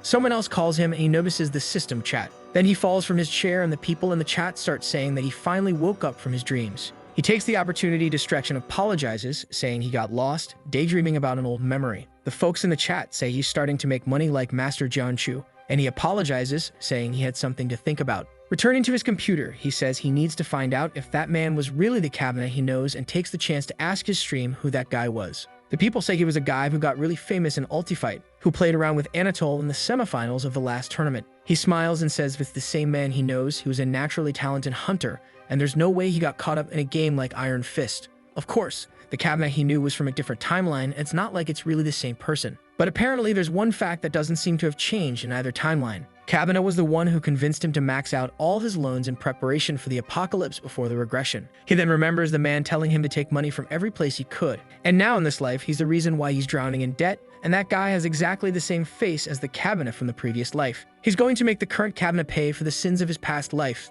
so he yells at his screen telling him to wait for him. The chat asks when he's going back to playing Valhalla, and someone else says to forget that dead game and go back to Ultifight. Seeing the chat, he says he completely forgot about Valhalla and that there's a war happening on the forums between Valhalla and Ultifight fans. He says he needs to pick a game soon while thinking that if he plays Ultifight, he could reach rank 1 quickly, but then people would lose interest fast. So he thinks that if he switches to Iron Fist, which shares a player base, he might catch those people and engage them since the games are similar. But he still can't give up on Valhalla and thinks the game has been talked about lately and has been gaining a good number of viewers. Then he lowers his head and says he's frustrated and asks out loud what he should play, Valhalla or Ultifight. A few seconds pass as he thinks about it. Suddenly, he slams the table and says he's made a decision. He gets up and says that if he had to choose only one between the two games, he'll say after he eats, making the chat upset while they wait for a conclusion. Sometime later, we see the notification that Lee Do-yuk has started the stream early, and he, on top of a horse, says he decided to start earlier than usual.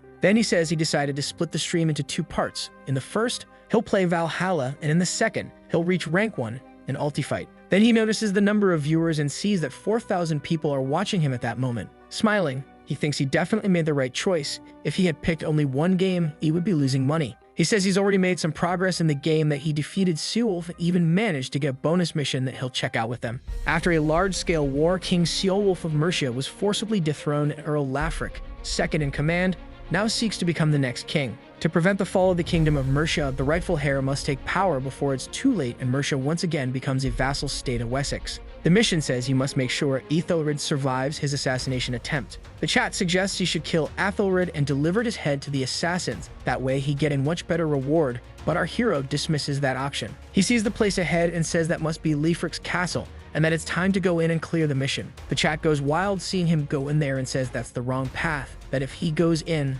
Leifric will send the assassins. Then he says that's exactly what he wants. He'll go straight to the source before he sends the assassins. Our hero then urges his horse to go faster, and the guards at the gate ask what that is. One of the guards blows a horn while the other, holding a spear, takes a combat stance, telling him to stop his horse. Our hero ignores them and charges directly at the 2 guards, running between them and defeating them instantly. Several guards inside yell that there's an intruder in the castle and prepare to attack, armed with shields and swords. Our hero rides through them, defeating them all from horseback as if they were nothing. The chat warns that more guards are coming and that they'll soon surround him, but he just ignores them and defeats everyone in front of him with his axes. As the chat said, he quickly finds himself surrounded by guards. Then he gets off the horse and tells the chat that many people are here to see Ultifight 2, and at this time it won't be the Tornado Barbarian. With a quick kick, he gets one of the guards square on the helmet. That guard falls onto the chandelier, spreading fire everywhere while screaming in pain. Smiling, he says he's going to play Valhalla in the Hoken style from Ultifight while holding a torch in one hand. The people in the chat are confused, trying to understand what he's going to do, and suddenly we see him setting his own foot on fire. Then he uses one of the ulti-fight attacks in Valhalla called Flaming Roar and strikes a guard's back with his flaming foot. The guards yell for them to block with their shields and to charge at the intruder. Again, we see our hero's flaming foot spinning through the air. Then he uses another move called Fire Tornado and creates a huge pillar of fire in the middle of the castle courtyard. As the defeated enemies are thrown aside, the chat once again goes crazy, asking what is happening and how he's able to do those things. Our hero takes a breath after having destroyed the castle guards, while the chat in his livestream still tries to make sense of it all. Everyone is curious to know what will happen next. Our hero asks if they're curious about those things that just happened, and everyone agrees they are. Then he gives a wide smile and says if they want to know, they'll know. But to find out, they'll have to pay, making the chat start calling him a mercenary. The viewers then start sending him money donations while he gets super happy and thanks them. Then he explains that what he did was use basic techniques from Ultifight called Flaming Roar and Fire Tornado. That he knocked over the nearby braziers and simulated the fire created by Flaming Roar with that. And while inside the fire, he used all of his martial arts skills to take out the enemies quickly, all while he talks as he opens the door. The guards behind the door shout that they must stop him from reaching the earls and charge our hero. Our hero then strikes a battle pose and says that for his next attack, he'll surprise everyone. While our hero was in position, the chat already knew he was preparing a move called Iron Mountain Slam. Suddenly, our boy jumps. Then we see him crash through several guards, shouting strike as the guards go flying in all directions. He unleashes more attacks while the chat says our player is on another level. A well-dressed man then with a sword in hand says he is a barbarian scum and dares to set foot in that castle. Our boy tells the chat that he's going to finish it with Wolfgang's weapon, and the chat asks how he's going to do that in the 8th century. People ask how he'll simulate the weapon, and he says the pistol exists in his heart, and in that world it exists in the form of an axe. Then he throws the axe into the face of the well-dressed man and says that the source of the hare's assassination has been eliminated. As our hero escapes through the castle window, we see someone watching his stream. This man comments that our boy really is a monster. He's clearly training somewhere while saying the combo of the Blazing Crescent and Hurricane Kick he showed in Ultifight was insane. But he's using Ultifight moves in Valhalla, and looking to the side, he wonders whether he should have posted an announcement or not. Suddenly, we see his announcement saying he'll put an end to the road of that boy who reached rank 1 25 hours. Then, looking at another screen, he sees his viewers' reactions to that announcement. The reactions are from his fans saying they're with him, that they want to see it happen. He kneels down in despair, saying his fans are expecting it now and that he can't back out anymore. Then we see that he's depressed, thinking about how to back out of the challenge without seeming like a coward. Our hero then switches games and logs into Ultifight, sending his chat into chaos. Seeing the live stream reaction, he thinks that game is really booming lately. He asks his computer how far he is from rank 1 at that moment, and the computer says he's checking the rankings. Then it shows the ranking, saying that currently he is in 5th place, 2nd is Beyond, and 1st is Anatole. Clenching his fists, he says that Anatole is not only at the top, but also holds the title, and he can't let that slide. He tells his computer to start finding matches. We then see the 4th ranked player appear, the girl who uses a sword, and her chat asks if she's still playing and will she reach rank 4. She says she farmed for hours to get that match with him again. Our hero thinks that girl is starting to scare him a bit as he faces her. The girl says she's coldly analyzed his Hoken,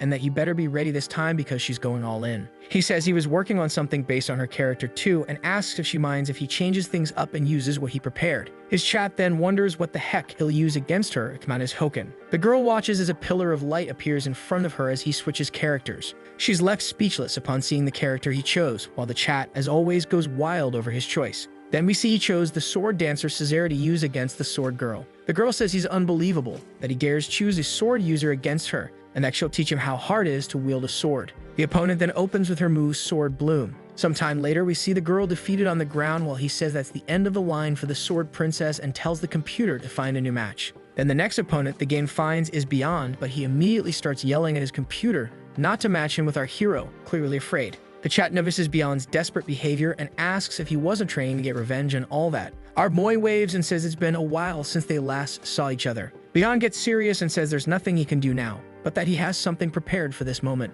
He then switches to the character Zodiac and says he'll face him now with his main. Again, after some time, we see Beyond with his head buried in the ground while our boy walks away victorious, saying he's improved. He tells his chat that with those victories, he's now going to rank 2 and asks the computer to find a new match, saying it would be perfect if it found Anatole. The computer says it found the next match and is summoning the opponent. Then we see Anatole drop in with his lancer while the chat says he talked too much and the man showed up. Then sometime later we see Anatole saying it's not possible, that he prepared so much for this. Our hero says thank God because he had been waiting for this for a long time and he will finally get to face him. Anatole says he was also waiting for him but thinks he is not mentally prepared to face the boy right now. He thinks that just being face to face with him gives him chills down his spine and butterflies in his stomach, and he wonders if he can really defeat that guy with his current level. Our hero says that the armor he's wearing is awesome, and he says it's made exclusively for him. Then he says you get one of those when you win a world championship and thinks about how many skins like that he has. He says you must have 10. And with the Lancer alone, he has 3 different ones, each representing a world championship he won.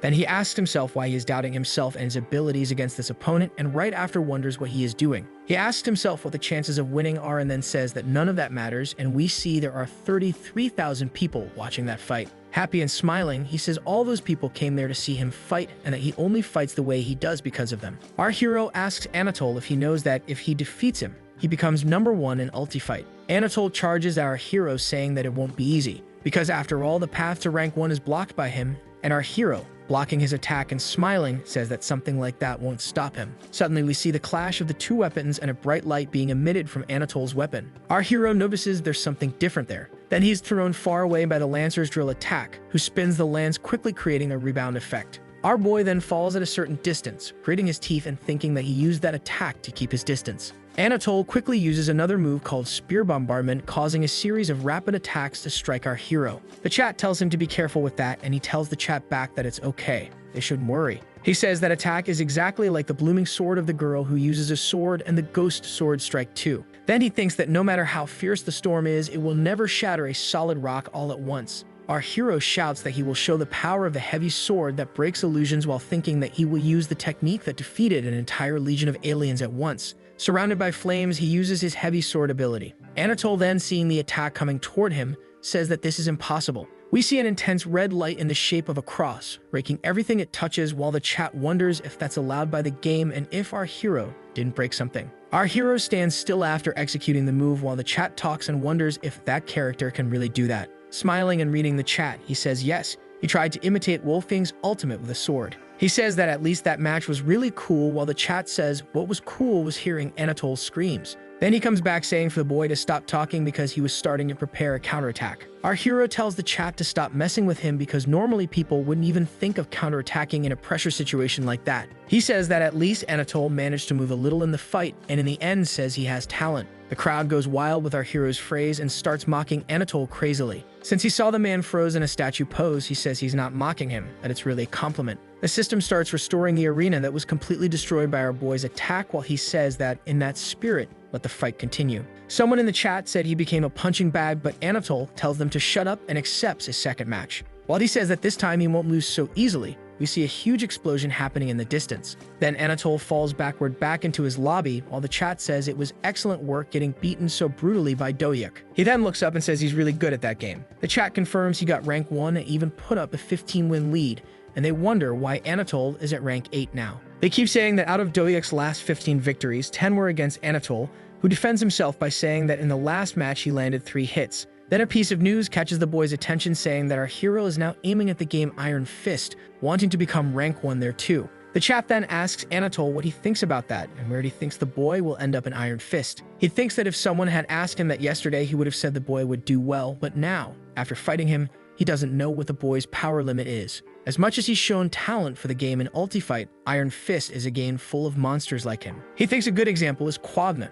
the crazy talent from North Africa who conquered the game's world arenas in the same year he started. But now seeing that monstrous presence he felt when the boy fought him, even if it were in that game or any other popular game. Then smiling, he tells his stream that he'd like to see how far the boy will go on his own. In another moment, our hero starts his stream and the chat seems surprised to see him and asks if he'll play Valhalla again today. Our boy says maybe he'll play it in the second part of the stream that day or take a full break. The chat then starts getting excited when they ask if he could play that game, and he says yes. Now that he's reached rank 1 in Ultifight, the next will be the last fighting game released, Iron Fist. He will play and give it a shot. He tells the computer to start the game by setting his nickname first. The computer tells him there are already 1,773 people with that same nickname. The chat goes wild saying there are already a lot of people trying to copy him. Then he says there's no way around it, there's no avoiding that kind of thing, and then tells the computer to continue like that anyway. The computer finally starts running the new game. The connection to Iron Fist is successfully completed, and we see our hero with an aura of energy around him. He then finds himself finally inside the game. The system shows a window asking him to choose the game mode, and we see 3 options: offline, story mode, and online. He notices there's a story mode and says Ultifight didn't have that, and his chat asks if he'll follow that mode. The chat asks him if he'll follow that mode, and he asks what that is when the chat explains it's a secret mode inside story mode. Neither Anatole nor Beyond managed to get through that mode, and our hero says to leave story mode on hold for now, that he'll play online mode like in Ultifight. The computer says he selected online mode and starts looking for his first opponent. A tower of red light shines in front of him when the first opponent is selected. The next day, the news spreads saying that our hero was playing Iron Fist and had already secured 10 consecutive victories. Then we see a boy sitting at his computer asking why they're acting that way. The boy is Akuma, a professional Iron Fist player from Team VSS, who says that even the best Ultifight players struggle in this game and that they're making a big fuss. Suddenly, Beyond shows up behind him and says that in this case, it really is a big deal. The boy argues that being really good at one game, there's always a learning curve when switching to another, and in this case, the games are quite different. But people are reacting to him as if being good at riding a bike meant the same as piloting a tank, and Beyond asks if he's being skeptical. He says he was skeptical about that boy too at first. Then he gives his friend a friendly whack and says he'll understand when he meets him and that he should practice a lot for when that happens. Beyond says he'll play the full immersion game first and tells him to join when he's ready. The boy then refuses to believe that our hero has talent as great as Beyond, Anatole, and himself. So he thinks he'll make our hero understand that Iron Fist is a completely different game from Ultifight. We see a sword breaking and a scream of pain. Then we see our boy celebrating another victory, saying that with that win, he completes 18 matches in a row without a single defeat. Then he wonders if he's really winning the matches so easily, and if he's not making them bored. Looking at his computer, he says he hopes to match with someone who really plays well this time. The game, almost as if hearing him, matches him with an opponent who has a 100% win rate just like him. Our hero wonders if Celestial is the rank just below Annihilator, which would be the top. The chat says they've never heard of that guy and it must be an alternate account of some other professional player. The man then thinks that Amuka is the opposite of Akuma, and that it's his alternate account, the professional player. If he beats the boy, he'll give him the stigma of having lost to Akuma's alternate account, and he'll still get the title of being the first to defeat the boy in that game. Then he gets into attack stance and calls him to fight, while the chat says that if he's going to start playing Iron Fist, he has to learn the style of the God of Thunder. Our hero asks what the chat means by that, and they explain that in that game, the best players are the ones who master the style of the God of Thunder. People ask if he's really going to have a round against that person, and he wonders why not. Then he says that to absorb Amuka's techniques, he also has to learn that. So he says he'll go with that Demon King skin and that he'll learn the style of the God of Thunder while he's there. Amuka starts trembling and wonders if the boy is messing with him. Our hero says of course he's not joking, that he has a lot to learn from Amuka and calls him teacher. Amuka then says that he's really mocking him, and our boy, laughing, says he's very perceptive for noticing that. Then he says that's how he lures his opponent into carelessness and right after punches him. Amuka quickly dodges using an absurdly high speed. He then takes advantage and quickly moves behind our boy. Our hero notices and says that he really is very fast. Then he tries again to land another blow on Amuka, who is very fast and goes